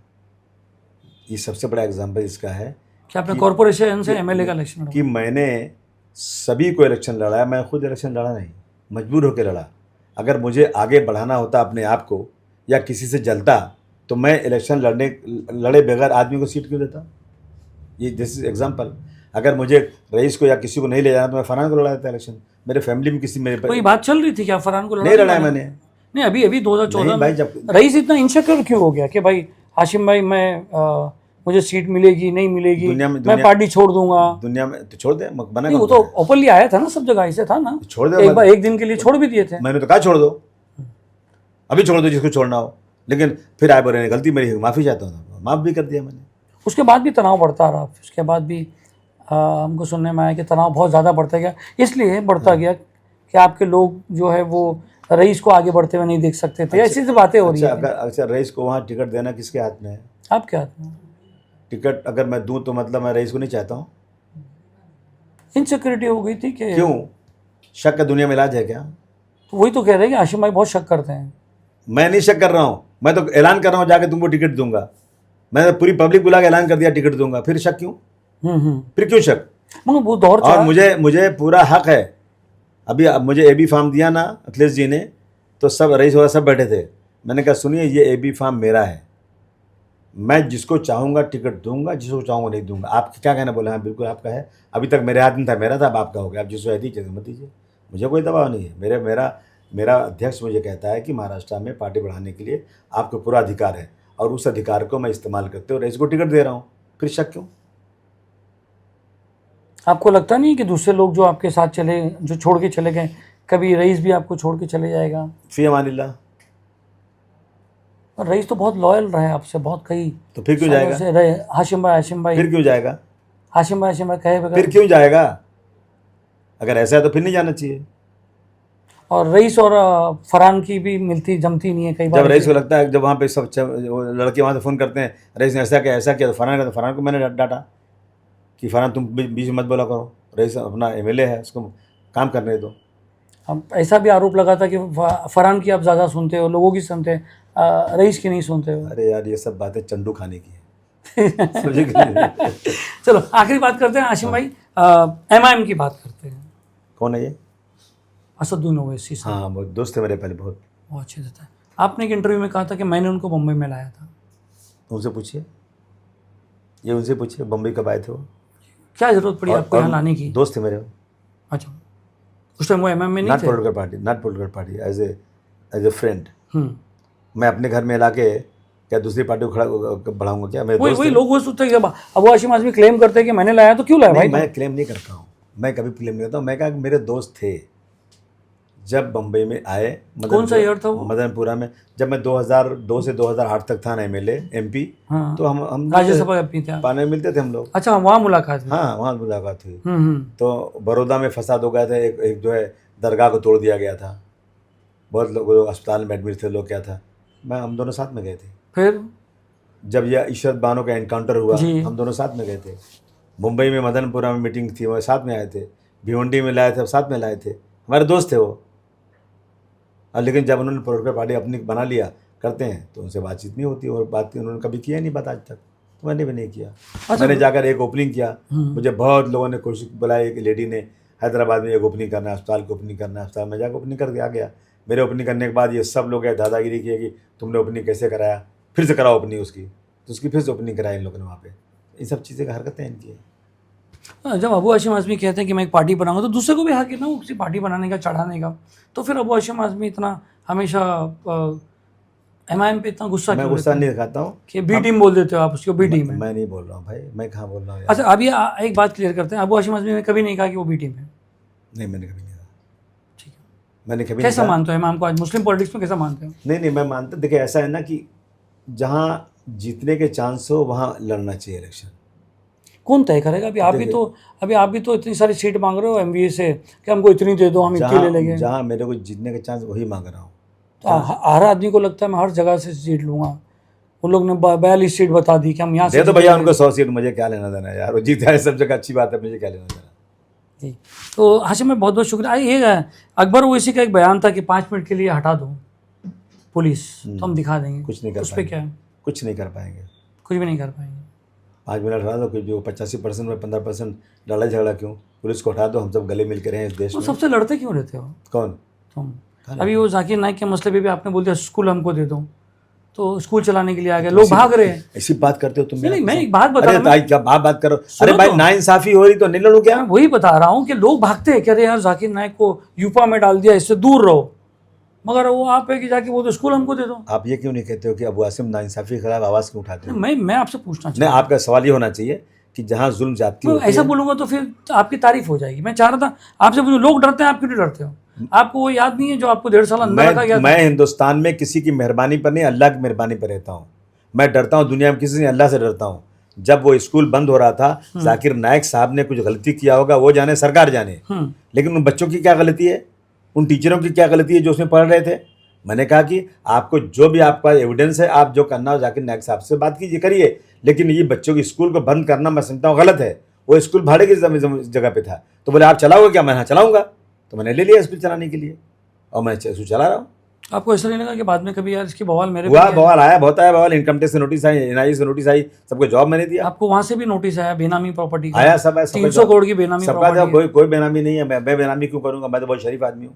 जी, आपके ओलमाओं से भी लड़ पड़े थे आपने, बीच में कुछ मसला हुआ था, ओलमा लोग वहाँ गए थे, कुछ आपके बहनों ही से कुछ मारामारी हो गई थी, या आपके कोई पार्टी के मेंबर में मारामारी हो गई थी, ओलमाओं से भी आप खिलाफ गए थे? उलमा हो या मिनिस्टर हो, देखिए अल्लाह ताला के नज़दीक हर इंसान बराबर है। एक ड्राइवर को एक आदमी मारे और इतना मारे कि उसको खून हो जाए, वो पुलिस स्टेशन में जाके कंप्लेन करे और पुलिस उसके खिलाफ केस ले, और जब इंक्वायरी हो कि ये ड्राइवर किसका था, तो बोले अबू हाशिम के साले का था। ओ ज़रूर अबू हाशिम ने केस कराया, और मुझे पता ही नहीं, मुझे इंसिडेंट ही नहीं मालूम, मुझे किसी ने बात ही नहीं किया। अननेसेसरी मुझे क्यों खींच रहे हैं इसके अंदर? मैंने पुलिस को बात भी नहीं किया। पुलिस ने देखा कि इसको बहुत मारा है, तो पुलिस ने केस ले लिया, तो मैं क्या करूँ उसके लिए? मेरे पास फ़ोन करते, आज मैं अपना आदमी है, उसकी गलती हो गई है, बुला कंप्रोमाइज़ करा दिए, तो मैं कोशिश करता बुला के। अब ज़बरदस्ती मेरे खिलाफ खड़े हो गए, बोलने लगे, तो क्या चुप रहूँ मैं? क्या नहीं बोलूँ? नहीं क्या? मैं उलमाओं की इज़्ज़त करता हूँ, मैं उलमाओं के पैर को धूल के बराबर नहीं हूँ, लेकिन उलमाओं का भी काम है कि इंसाफ करें। जब कहते हैं कि हज़रत हुज़ूर सल्लल्लाहु अलैहि वसल्लम के पास एक बहुत ही शरीफ घराने के किसी ने कुछ जुल्म किया, तो आपने कहा कि ये बहुत शरीफ घराने के हैं, हुजूर आपने कहा, तो हुजूर ने कहा कि अगर मेरी बेटी फातिमा भी गलत करेगी तो मैं उसके साथ कार्रवाई करने के खिलाफ कुछ नहीं करूँगा। उलमा तो उन्हीं के ख़ानदान से आते हैं, उलमा कराम वही काम करते हैं, तो उनको तो मुझे बात करना चाहिए था, मेरे खिलाफ इस तरह बात करना। अबू हाशिम आज़मी सरेंडर हो जाते तो नहीं चलता, क्योंकि उलमा है, इतने बड़े खानदान से आ रहे हैं, नहीं, आप सरेंडर हो जाते कि नहीं, अब ये नाइतफाकी दूर हो जाती। मैं इन सब बात करके दुनिया में एक मिसाल कायम करना चाहता हूँ कि हम इस्लाम के बताए हुए रास्ते पर चलें। जी अच्छा, नवाब आपका एक ड्राइवर ऐसा सुनने में आया था बीच में कि उसने नवाब मलिक से भी बदतमीजी की थी, इस वजह से नवाब मलिक की, ऐसा कभी हुआ था कुछ, एक इंसिडेंट मैंने कहीं देखा या सुना है? मेरे ड्राइवर ने? हाँ, आपका कोई ड्राइवर था या कोई साथी था, नवाब मलिक के साथ से बदतमीजी किया था, कोई दौर था? नहीं, मेरे ड्राइवर की क्या हिम्मत है नवाब मलिक से बदतमीजी करने। चलो अभी एक बताते, जितने लोग आप में छोड़ के गए उसमें सब में चाहिए कौन था आपका, और कौन है अभी आज तक? यूसुफ भाई। यूसुफ अबरानी? हाँ। क्यों ऐसा? अच्छा आदमी है वो, लेकिन वो गलत किया था, काम जो किया था। हमने इनसे पॉडकास्ट में पूछा कि भाई आपने छोड़ा क्यों था पार्टी, हमने वो पूछा, अगर आपने देखा नहीं होगा तो हमने ये बोला कि हाशिम भाई को आपने छोड़ा क्यों? तो बोले भाई सब चले गए थे, मैं अकेला रह गया। नहीं, ये वजह नहीं थी। तो क्या लगता आपको? उनको MLC लेना था, और जाके बोले उन्होंने, वोहरा साहब थे यहाँ पे आए थे उनके कांग्रेस के, तो उन्होंने जाकर कि मैं 21-22 नगर सेवक का लीडर हूँ, मैं सबको समाजवादी पार्टी, मैं आपकी पार्टी में ला दूंगा, मुझे MLC दे दो। अच्छा, तो यानी उन्होंने ही लिखे गए सबको? उन्होंने कहा था, और मेरे पास गवाह है कृपा शंकर सिंह और आरिफ नसीम साहब। अगर वो आज बदल जाए अलग बात है, उन्होंने मुझे फ़ोन करके बोला कि यहाँ आए हैं, ऐसा कर रहे हैं। अच्छा, कोई ऐसा बंदा जो अच्छा गया, यार ये मेरे पास से गया अच्छा है, कौन ऐसा नहीं था जो आपको लगा कि यार अब गया? अब जितने गए सब अच्छा वो चले गए, जब उनके नियत अंदर से साफ नहीं कोई भी ऐसा कि बहुत अच्छा है यार ये तो गया, चलो अच्छा है? नहीं, ऐसा कुछ नहीं, ऐसा कोई सोचता नहीं। हुसैन दलवाई साहब से भी आपका बहुत ज़्यादा वो था, क्रॉस थी? कभी क्रॉस नहीं थी, अगर क्रॉस होती तो मैं उस आदमी को MLC बनाता क्या? MLC बनाने के बाद? नहीं, कभी क्रॉस नहीं, कुछ भी नहीं। आपके करीबी थे, बहुत करीबी थी, बहुत साल थे आपका रिलेशन था, वो नासिर जमाल, उनके साथ भी आपका इतना लफड़ा हो गया और बहुत बातें, पार्टनरशिप टूट गई। वो तो आपके बहुत करीबी थे। हाँ भाई, क्या करें। तो वही हाशिम भाई सबसे लड़ते ही रहते, क्या बात है? अब क्या बताऊँ आपको, अफसोस है, जिस आदमी से इतनी दोस्ती थी, जो आदमी मेरे घर पे आके मेरी लिफ्ट खोल के मुझे बिठाता था, भैया कहता था, जो फैमिली ताल्लुकात, जो आदमी 100% जो मेरी गाड़ी में या उसकी गाड़ी में, हमारे दोनों बच्चे सब साथ पढ़ने आते थे, कई जगह थे, लेकिन जब उनको बोला कि भाई तुम इतना भरोसा है, तुम कारोबार देखो, तो उन्होंने उस कारोबार में ज़बरदस्ती मेरी गलत तरीके से सिग्नेचर लेके प्रॉपर्टी अपने नाम पे कर लिया, तो नाराज़गी होगी नहीं होगी मुझे? उन्होंने जो कुछ कागज़ निकाला, अपनी जगह ज़्यादा ले लिया, मुझे कम दे दिया, कहा कि इतनी है, इतनी ये है, उस पर लिखा हुआ है उसके अंदर कि ये इतनी है और मेज़रमेंट का तो ज़्यादा है, साइन करा लिया मेरे से, मैं भरोसे में साइन कर दिया, तो नाराज़गी मुझे होगी नहीं होगी? और आज भी अगर मेरी बात झूठ हो ना, मैं मुंबई के 25 लोग जो उनके जानने वाले हैं आके बैठे सामने, दूध का दूध धुआं कर दूँ मैं किसी का 1 रुपया हराम लेना नहीं चाहता हूँ, लेकिन ये लोग जो है ना मेरे भरोसे को ठेस पहुँचा रहे हैं। एक छोटा सा रैपिड राउंड खेलते हैं, फास्ट 2 हम आपको नाम देंगे, एक को सेलेक्ट करना है और एक ही को सेलेक्ट करना है, आपको दूसरा नहीं बोल सकते हैं। राहुल गांधी या मोदी? राहुल गांधी यार। उद्धव या शिंदे या फडणवीस? अरे भाई साहब, उद्धव। MIM या मुस्लिम लीग? मुस्लिम लीग। बनातवाला साहब या मुलायम सिंह यादव? मुलायम सिंह यादव। फरहान आज़मी या रईस शेख? फरहान यार, रईस शेख क्या? रईस शेख या फहद आज़मी, जिसको आप आगे बहुत बढ़ा रहे हो आजकल?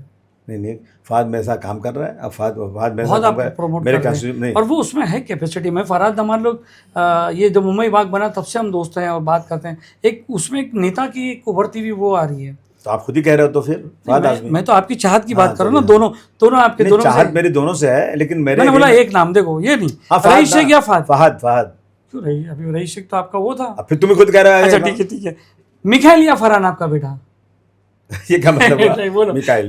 मिखाइल। भाभी या वो पुरानी याद जो आप नाम नहीं बताना चाह रहे हो? कोई है नहीं पुरानी याद तो।